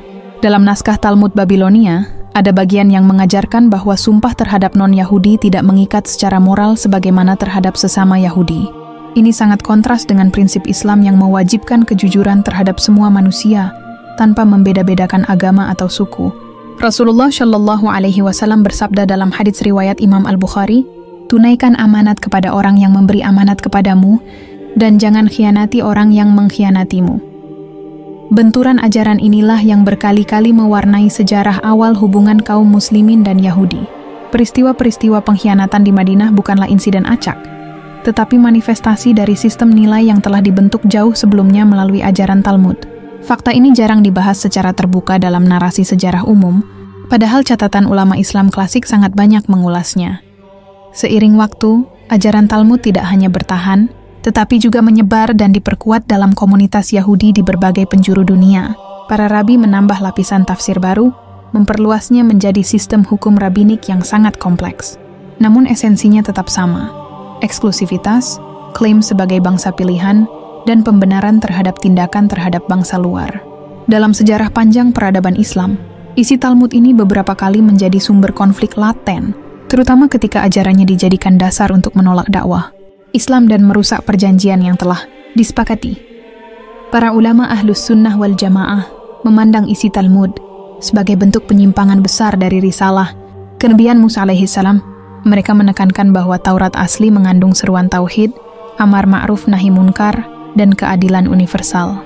Sedangkan Talmud menggeser orientasi itu ke arah kepentingan kelompok tertentu. Penyimpangan inilah yang kemudian menjadi sebab turunnya peringatan keras dalam Al-Quran terhadap Bani Israel. Dalam surat Al-Maidah ayat 44, Allah berfirman, "Sesungguhnya kami telah menurunkan Taurat, di dalamnya ada petunjuk dan cahaya. Dengan kitab itu para nabi yang berserah diri kepada Allah menghukum orang-orang Yahudi, demikian pula orang-orang alim dan pendeta-pendeta mereka, disebabkan mereka diperintahkan memelihara kitab-kitab Allah, dan mereka menjadi saksi terhadapnya. Maka janganlah kamu takut kepada manusia, tetapi takutlah kepadaku, dan janganlah kamu menukar ayat-ayatku dengan harga yang sedikit. Barang siapa tidak memutuskan perkara menurut apa yang diturunkan Allah, maka mereka itu adalah orang-orang kafir." Ayat ini menjadi fondasi kuat dalam pandangan para ulama Islam terhadap pergeseran yang terjadi di tubuh agama Yahudi setelah Talmud mendominasi. Mereka tidak lagi berpegang pada hukum Allah, tetapi pada tafsir-tafsir rabbinik yang sesuai kepentingan mereka. Inilah bentuk penyesatan yang paling mendasar. Sebab penyesatan terbesar bukan hanya merubah teks, tetapi menggantikan hukum Allah dengan hukum buatan manusia. Talmud juga menjadi dasar banyak perlawanan ideologis terhadap Islam di kemudian hari. Ketika Islam berkembang pesat di Syam, Mesir, dan Andalusia, komunitas Yahudi membawa Talmud sebagai pedoman hidup yang membedakan mereka dari masyarakat Muslim setempat. Banyak riwayat sejarah Islam mencatat bagaimana para rabi terus berusaha menjaga jarak ideologis antara komunitas mereka dan kaum muslimin, sekalipun mereka hidup di bawah perlindungan hukum Islam. Ulama besar seperti Imam Asy-Syafi'i dan Imam Ahmad bin Hanbal menyinggung pentingnya mewaspadai pengaruh ajaran-ajaran Talmud terhadap penafsiran sejarah kenabian.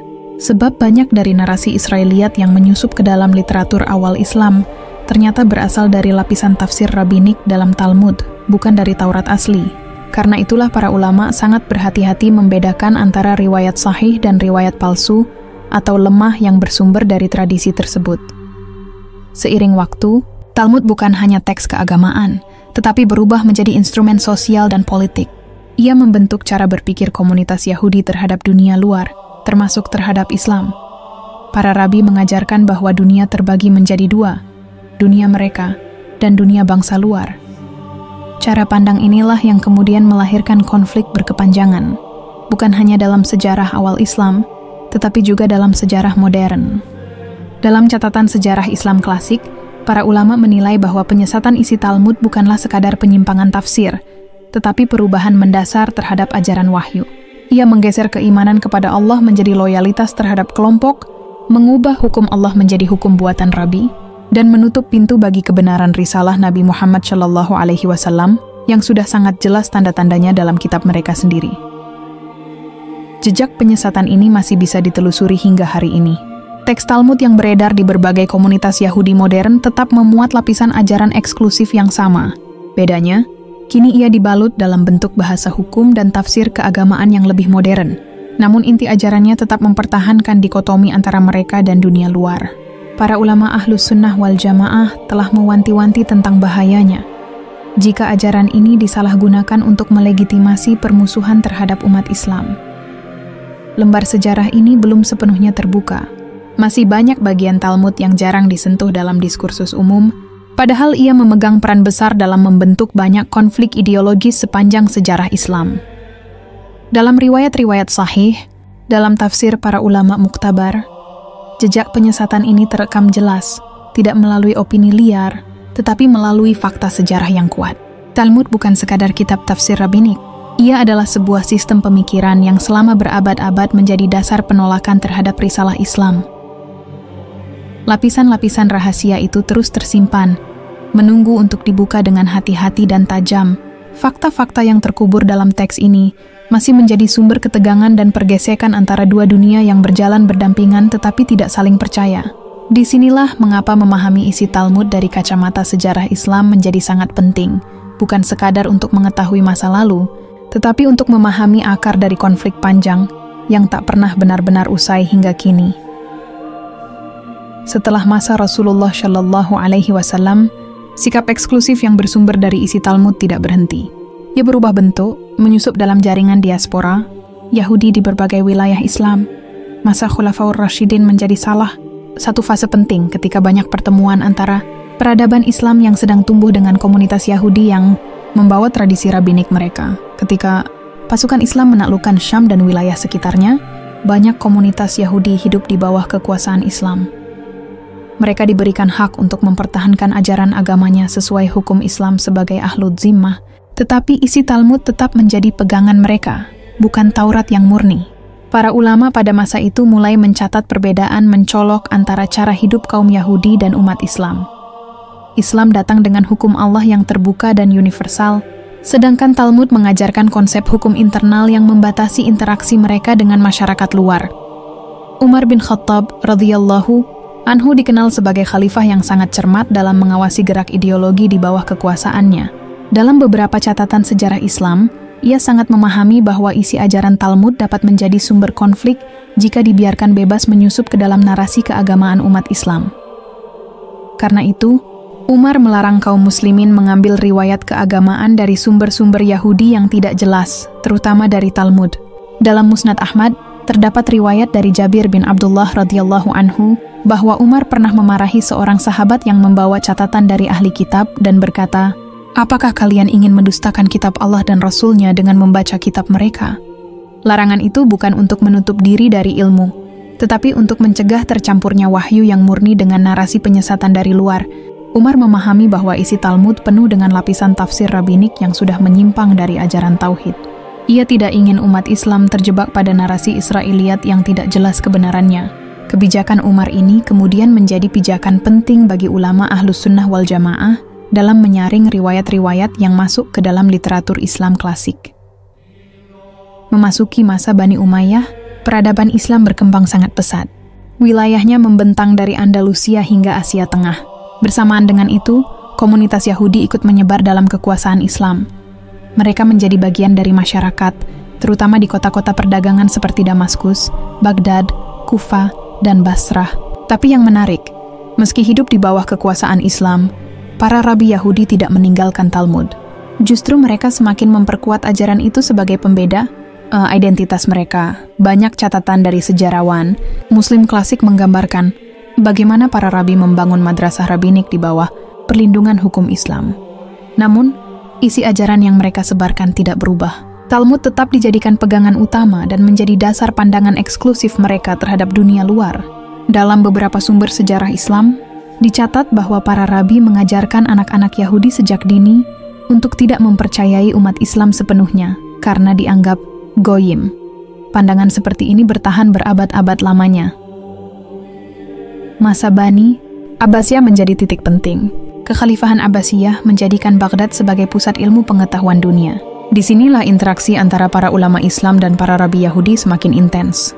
Dalam suasana ilmiah yang terbuka, banyak perdebatan teologis terjadi. Para rabi kerap menggunakan argumen-argumen dari Talmud untuk menolak kenabian Muhammad SAW. Sedangkan para ulama Islam menjawabnya dengan nas-nas Al-Quran dan hadits yang kuat. Imam Ibnu Hazm, seorang ulama besar Andalusia, banyak menulis tentang perbedaan mendasar antara Taurat asli dan Talmud. Dalam karyanya, ia menegaskan bahwa Talmud bukanlah kitab wahyu, tetapi kumpulan tafsir manusia yang menyimpang. Ia menunjukkan banyak kontradiksi internal dalam Talmud, terutama dalam cara ia menggambarkan bangsa-bangsa non-Yahudi. Ibnu Hazm mencatat bagaimana Talmud secara sistematis menanamkan superioritas, rasial dan keagamaan yang sangat bertolak belakang dengan prinsip tauhid. Bukan hanya Ibnu Hazm, Imam Al-Qurtubi dalam tafsirnya juga menyinggung pengaruh ajaran Talmud terhadap sikap keras kepala sebagian orang Yahudi di Andalusia. Ia menjelaskan bagaimana mereka menolak ajaran Islam, bukan karena kurangnya bukti kebenaran, tetapi karena ajaran rabbinik mereka sudah menutup pintu kebenaran itu sejak awal. Dalam Talmud diterangkan bahwa bangsa Yahudi memiliki hak istimewa atas bumi, sedangkan bangsa-bangsa lain hanyalah pelengkap yang boleh dimanfaatkan. Pandangan inilah yang menyebabkan ketegangan laten antara dua komunitas besar tersebut. Para ulama Ahlus Sunnah tidak hanya mencatat isi Talmud sebagai catatan sejarah luar, mereka mengaitkannya langsung dengan nas Al-Quran yang mengabarkan sifat dan sikap Bani Israel terhadap para nabi dan umat-umat terdahulu. Surat Al-Baqarah ayat 88 menegaskan, "Dan mereka berkata, hati kami tertutup, tetapi sebenarnya Allah telah melaknat mereka karena kekafiran mereka, maka sedikit sekali mereka yang beriman." Para mufasir menegaskan bahwa sikap tertutup itu bukan sekadar metafora, melainkan kondisi ideologis yang lahir dari penyesatan tafsir rabbinik yang tertanam dalam tradisi mereka, terutama Talmud. Dalam catatan sejarah Islam, Talmud juga menjadi sumber bagi berkembangnya jaringan rabi yang tertutup. Mereka membangun sistem pendidikan internal yang sangat ketat. Anak-anak Yahudi tidak hanya belajar tentang hukum-hukum ritual, tetapi juga tentang bagaimana menghadapi dunia luar dengan kecurigaan. Sistem inilah yang membuat komunitas Yahudi mampu bertahan dalam diaspora panjang mereka, tetapi sekaligus membuat mereka selalu berjarak dari masyarakat mayoritas tempat mereka tinggal. Masa keemasan peradaban Islam tidak membuat isi Talmud melemah. Justru dalam banyak kasus, ajaran ini menjadi fondasi ideologis yang menjaga tembok pemisah antara Yahudi dan Islam. Para khalifah Abbasiyah memberikan kebebasan beragama kepada komunitas Yahudi sesuai dengan prinsip Islam, namun ajaran rabbinik mereka seringkali dipakai untuk membenarkan tindakan politik yang licik atau penuh intrik.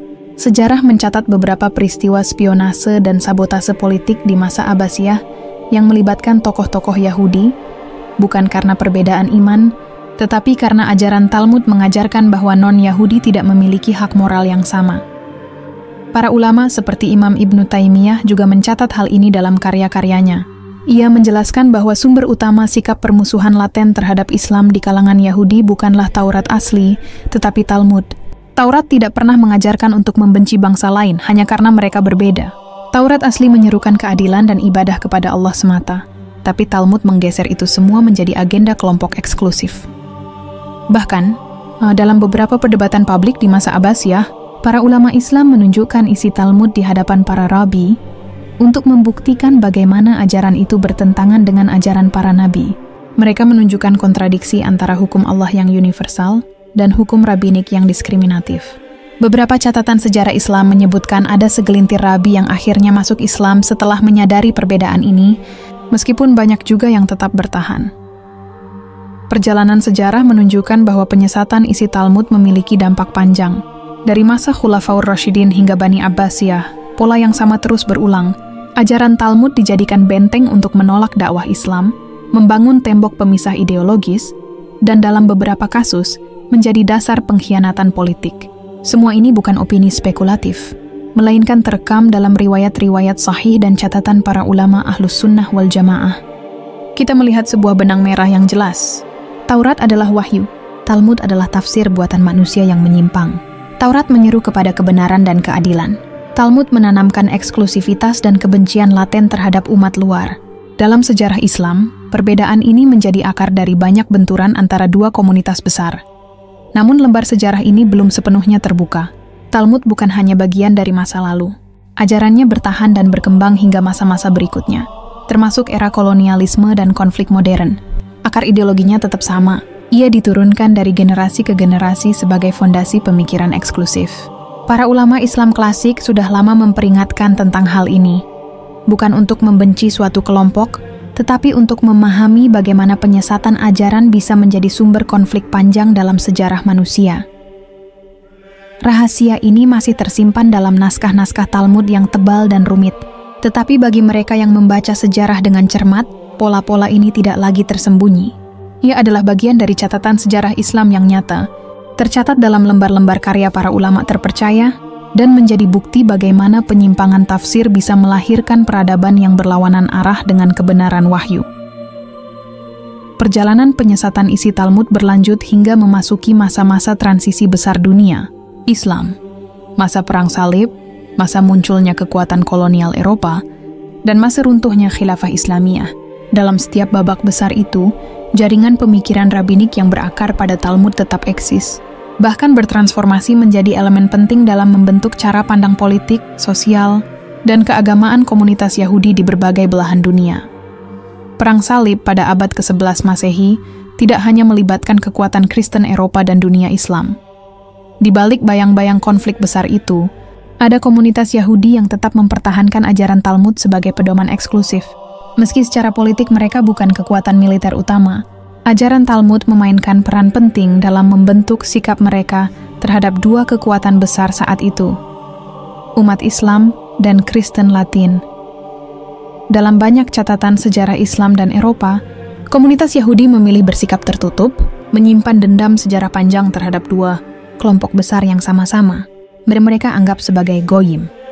Para sejarawan Islam klasik mencatat bagaimana para rabi mengajarkan kepada komunitasnya untuk tidak ikut serta secara langsung dalam perang, tetapi tetap mempertahankan jarak ideologis dan sosial. Mereka tidak berpihak secara terbuka, namun tetap memelihara doktrin eksklusif Talmud yang membatasi hubungan dengan dunia luar. Dalam Talmud, bahkan ada aturan khusus yang mengatur interaksi dengan bangsa luar dalam kondisi perang, terutama terkait sumpah, transaksi, dan hubungan sosial. Doktrin ini membuat mereka tidak mudah melebur dalam dinamika besar peradaban Islam dan Eropa saat itu. Memasuki masa kekuasaan Islam di Andalusia, kita menemukan jejak kuat bagaimana Talmud tetap hidup sebagai pondasi pemikiran Yahudi, meski mereka hidup dalam masyarakat Islam yang toleran dan maju. Andalusia menjadi salah satu pusat kehidupan Yahudi terbesar di dunia kala itu. Kaum Yahudi diizinkan membangun sekolah-sekolah rabbinik, menerbitkan teks keagamaan, dan bahkan berperan dalam ekonomi pemerintahan Islam. Tapi menariknya, meski mendapat perlakuan baik, Talmud tetap dijadikan benteng ideologis yang menjaga jarak dengan umat Islam. Para rabi besar Andalusia memperluas tafsir Talmud dalam konteks kehidupan diaspora. Mereka memperluas pasal-pasal rabbinik tentang interaksi dengan non-Yahudi dan memperbarui tafsir mengenai bangsa pilihan. Teks Talmud diterjemahkan ulang, dilapisi dengan tafsir modern pada zamannya.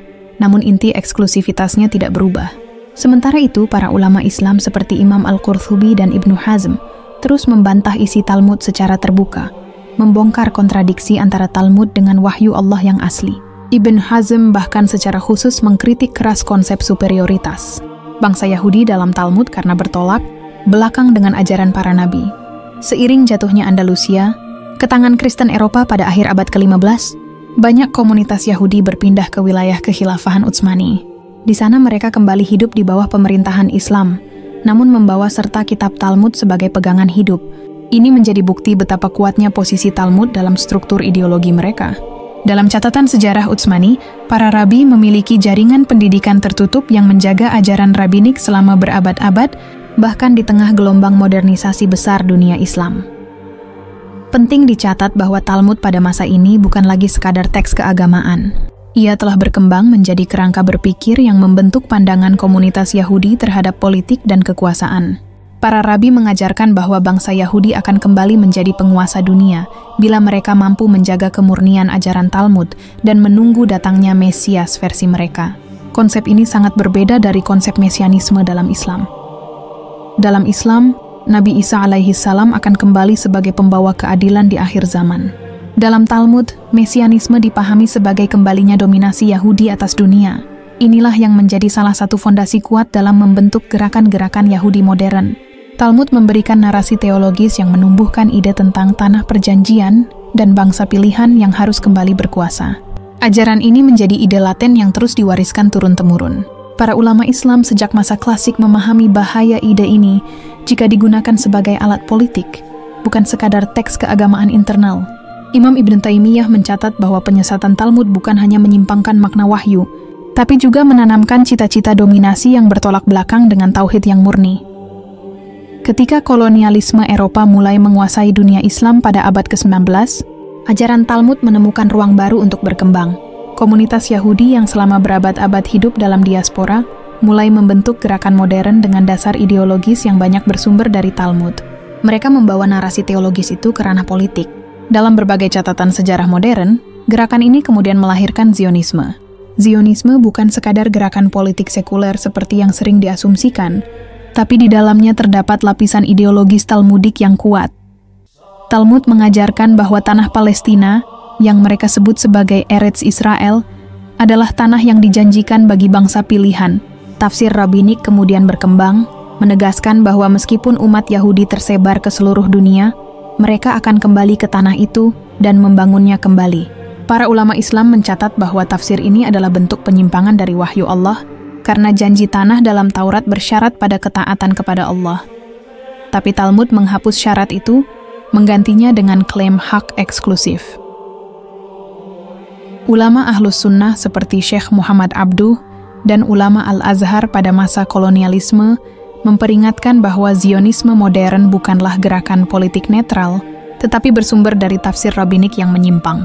Para ulama melihat bahwa apa yang tertulis dalam Talmud tentang dominasi bangsa pilihan mulai diterjemahkan ke dalam strategi politik nyata.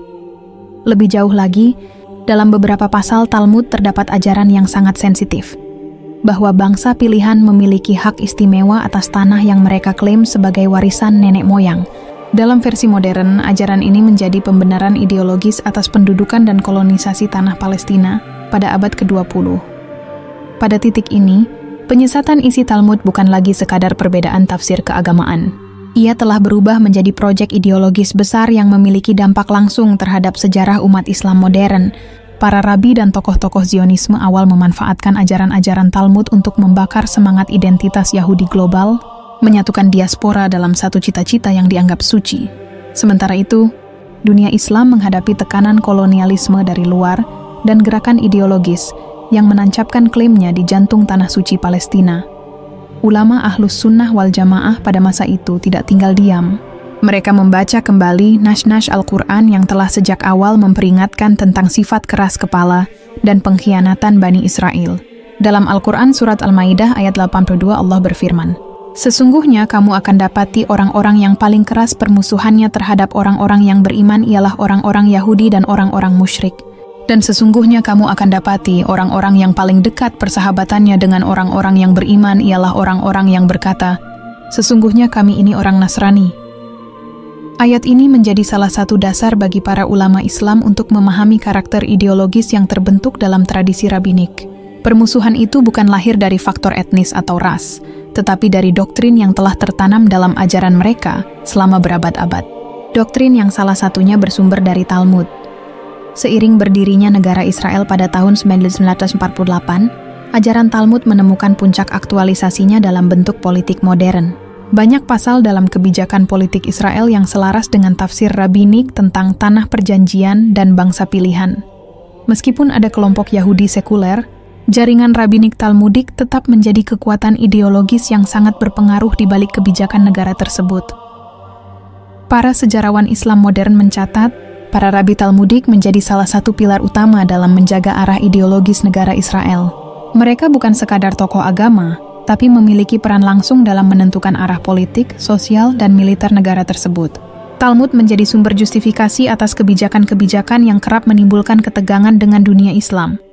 Sementara itu, di dunia Islam sendiri, para ulama terus mengingatkan pentingnya memahami akar ideologis dari konflik ini, bahwa penyesatan isi Talmud bukan hanya urusan teks masa lalu.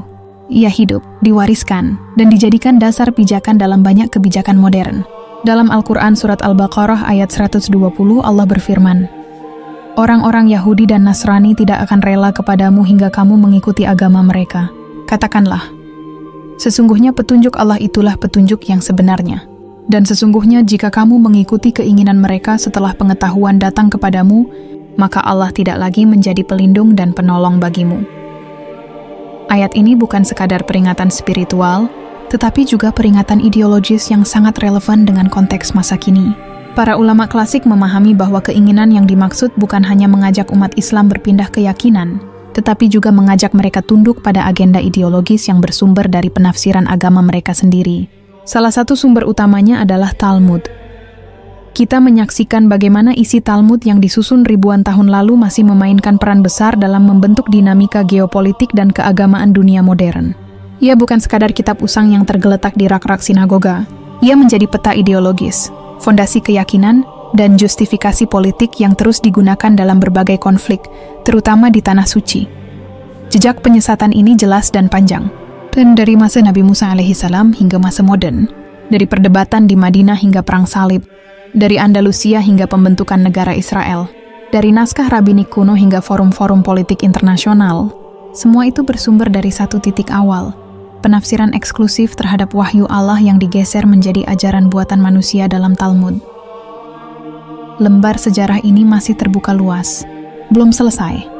Ada lapisan-lapisan lebih dalam dari Talmud yang jarang disentuh secara terbuka. Fakta-fakta itu menunggu untuk digali, bukan dengan kebencian buta, tetapi dengan kesadaran bahwa penyesatan ideologis bisa membentuk sejarah dunia selama berabad-abad. Apa yang pernah menjadi sumber konflik di masa Rasulullah Shallallahu Alaihi Wasallam kini menjadi sumber konflik global yang menyentuh jutaan manusia di seluruh dunia. Inilah mengapa para ulama Islam sejak awal selalu menekankan pentingnya membedakan antara wahyu Allah yang murni dengan tafsir buatan manusia. Karena dalam sejarah, ketika tafsir itu menyimpang dan dijadikan dasar ideologi, maka ia bisa melahirkan arus besar sejarah yang panjang, berliku, dan syarat konflik. Talmud menjadi contoh paling nyata dari hal itu. Sebuah teks tafsir yang berubah menjadi mesin ideologi lintas zaman. Ketika kita melangkah lebih dalam menelusuri jejak panjang pengaruh Talmud terhadap sejarah dunia, kita akan sampai pada babak yang sangat menentukan.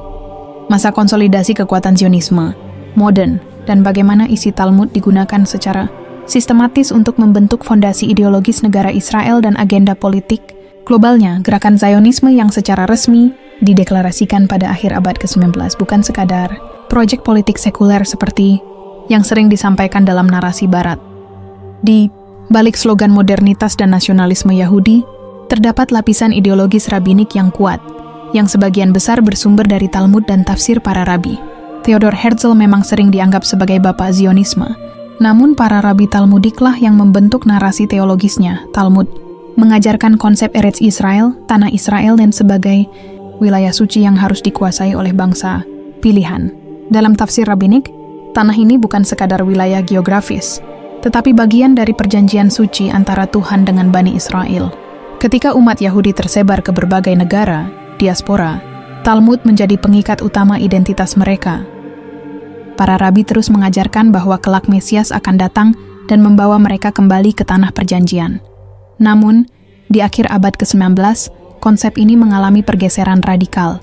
Jika sebelumnya pengembalian ke tanah suci dianggap akan terjadi secara supranatural di tangan Mesias, maka Zionisme modern menafsirkannya secara politis. Manusialah yang harus membuka jalan bagi datangnya Mesias. Dengan kata lain, Talmud yang semula menjadi kitab hukum dan tafsir rabbinik, kini menjadi bahan bakar untuk gerakan nasionalisme agama yang ambisius. Para pemimpin Zionis awal, meski banyak yang berlatar sekuler, memahami pentingnya legitimasi teologis di mata komunitas Yahudi global. Maka, mereka membangun koalisi erat dengan para rabi Talmudik untuk memberikan landasan suci pada proyek kolonisasi Palestina. Ayat-ayat dan pasal-pasal dalam Talmud yang berbicara tentang tanah perjanjian, bangsa pilihan, dan kemenangan akhir dijadikan dasar pembenaran gerakan politik mereka. Ulama Islam pada masa itu membaca gejala ini dengan sangat tajam. Tokoh-tokoh besar seperti Syekh Muhammad Rashid Ridha dan para ulama Al-Azhar memperingatkan bahwa Zionisme bukan sekadar gerakan migrasi. Ia adalah proyek ideologis yang punya akar kuat dalam tradisi rabbinik Talmudik. Mereka melihat bagaimana doktrin eksklusivitas dalam Talmud menjadi motor penggerak di balik klaim politik atas Palestina. Tahun 1917 menjadi titik balik besar. Inggris mengeluarkan deklarasi Balfour yang menjanjikan tanah air bagi bangsa Yahudi di Palestina. Langkah ini bukan kebetulan. Banyak tokoh politik Inggris pada masa itu memiliki hubungan erat dengan jaringan Zionis internasional, yang sebagian besar dipengaruhi oleh gagasan Talmudik tentang Eretz Yisrael. Deklarasi ini menjadi dasar legal kolonial bagi imigrasi massal Yahudi ke Palestina, mengubah peta demografis wilayah tersebut secara drastis. Setiap gelombang imigrasi Yahudi ke Palestina membawa serta bukan hanya penduduk, tetapi juga sistem ideologis yang berakar dari Talmud. Para rabi mendirikan sekolah-sekolah rabbinik, yeshiva, dan pusat-pusat studi Talmud di tanah Palestina. Mereka membentuk generasi baru yang dibesarkan dalam narasi bahwa tanah itu suci dan wajib direbut kembali. Narasi ini sangat penting, karena menjadi alasan teologis bagi berbagai tindakan politik dan militer di masa-masa berikutnya. Talmud mengajarkan bahwa tanah perjanjian hanya sah jika dikuasai oleh bangsa Yahudi dan tidak boleh dibiarkan dikuasai Goyim, orang non-Yahudi. Inilah salah satu alasan mengapa klaim terhadap Palestina menjadi begitu keras dan absolut. Ia bukan sekadar perebutan tanah, tapi perebutan makna ideologis yang telah mereka yakini selama berabad-abad. Pasca Perang Dunia II, terutama setelah tragedi Holocaust, narasi Talmudik ini mendapat momentum besar. Dunia Barat memberikan dukungan internasional terhadap pendirian negara Israel pada tahun 1948. Para rabi kembali mengutip pasal-pasal Talmud untuk menafsirkan peristiwa ini sebagai awal dari pemenuhan nubuat. Dalam banyak khutbah dan tulisan rabbinik saat itu, berdirinya Israel dianggap sebagai langkah menuju kedatangan Mesias. Namun dari sudut pandang Islam, inilah fase di mana penyesatan isi Talmud mencapai puncaknya. Sebab janji tanah dalam wahyu Allah yang sebenarnya, sebagaimana tercantum dalam Taurat dan ditegaskan dalam Al-Quran, bukanlah janji mutlak tanpa syarat. Janji itu bergantung pada ketaatan kepada Allah dan kebenaran. Ketika mereka menyimpang, janji itu gugur.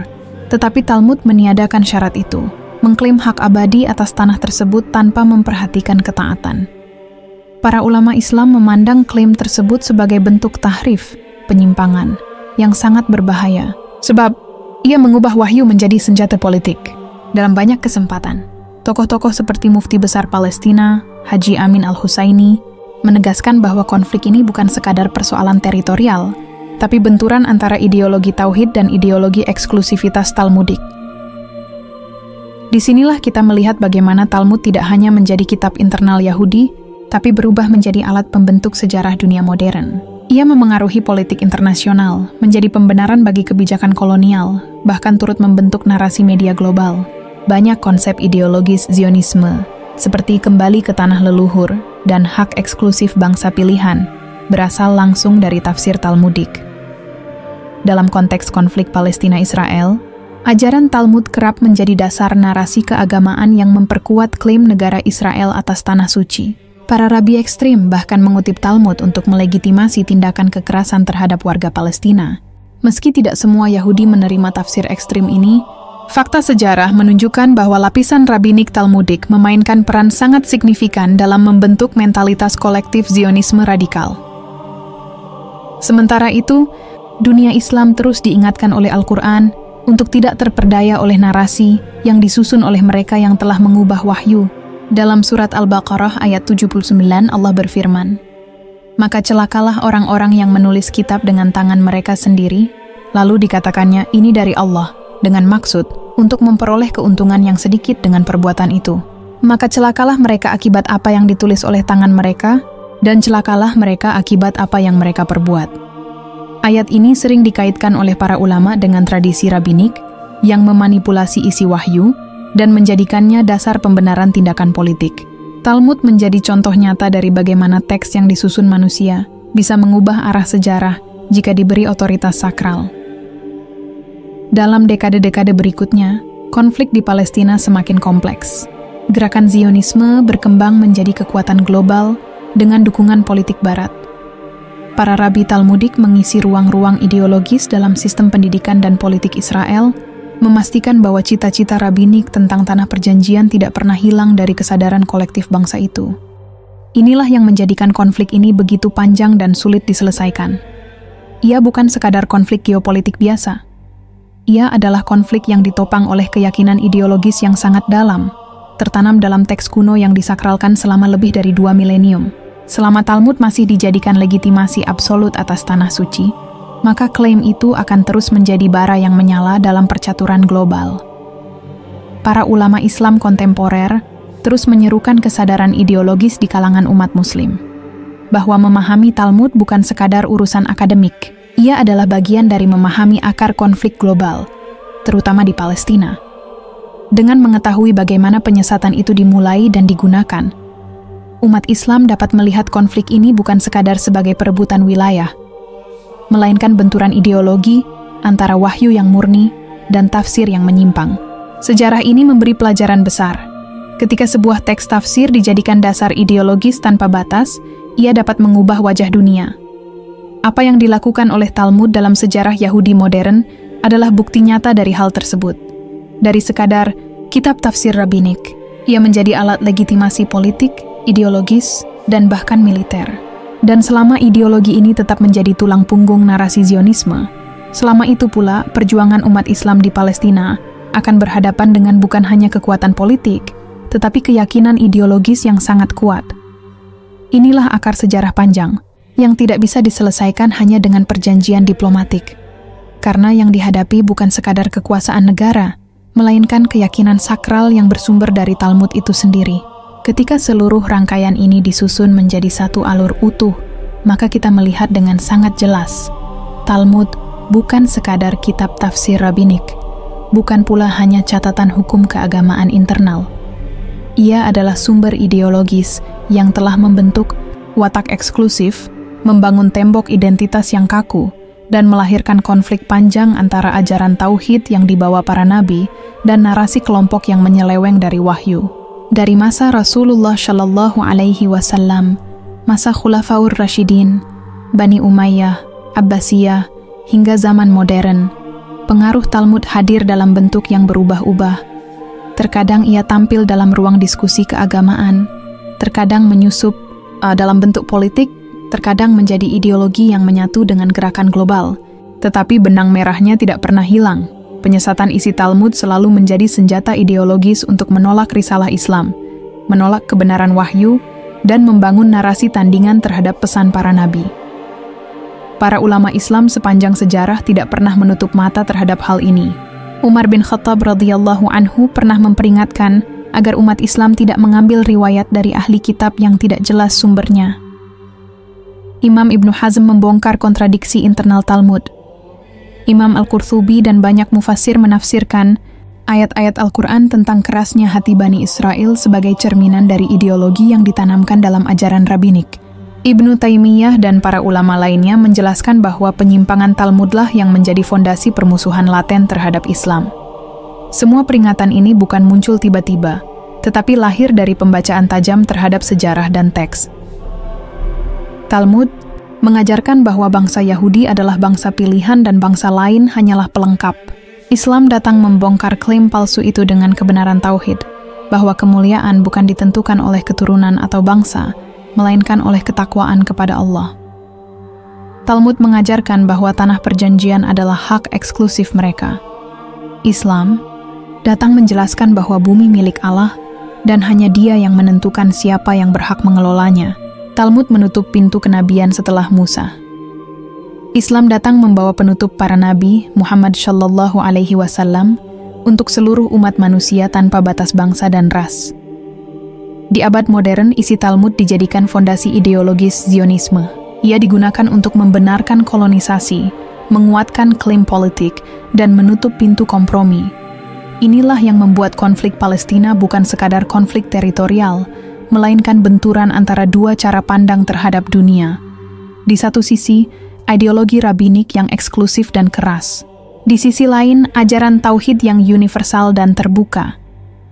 Selama ajaran Talmud dijadikan landasan ideologis Zionisme, maka penyelesaian konflik tidak akan pernah sederhana. Bagi umat Islam, memahami sejarah ini bukan untuk menebar kebencian, melainkan untuk memahami akar masalah secara jernih dan mendalam.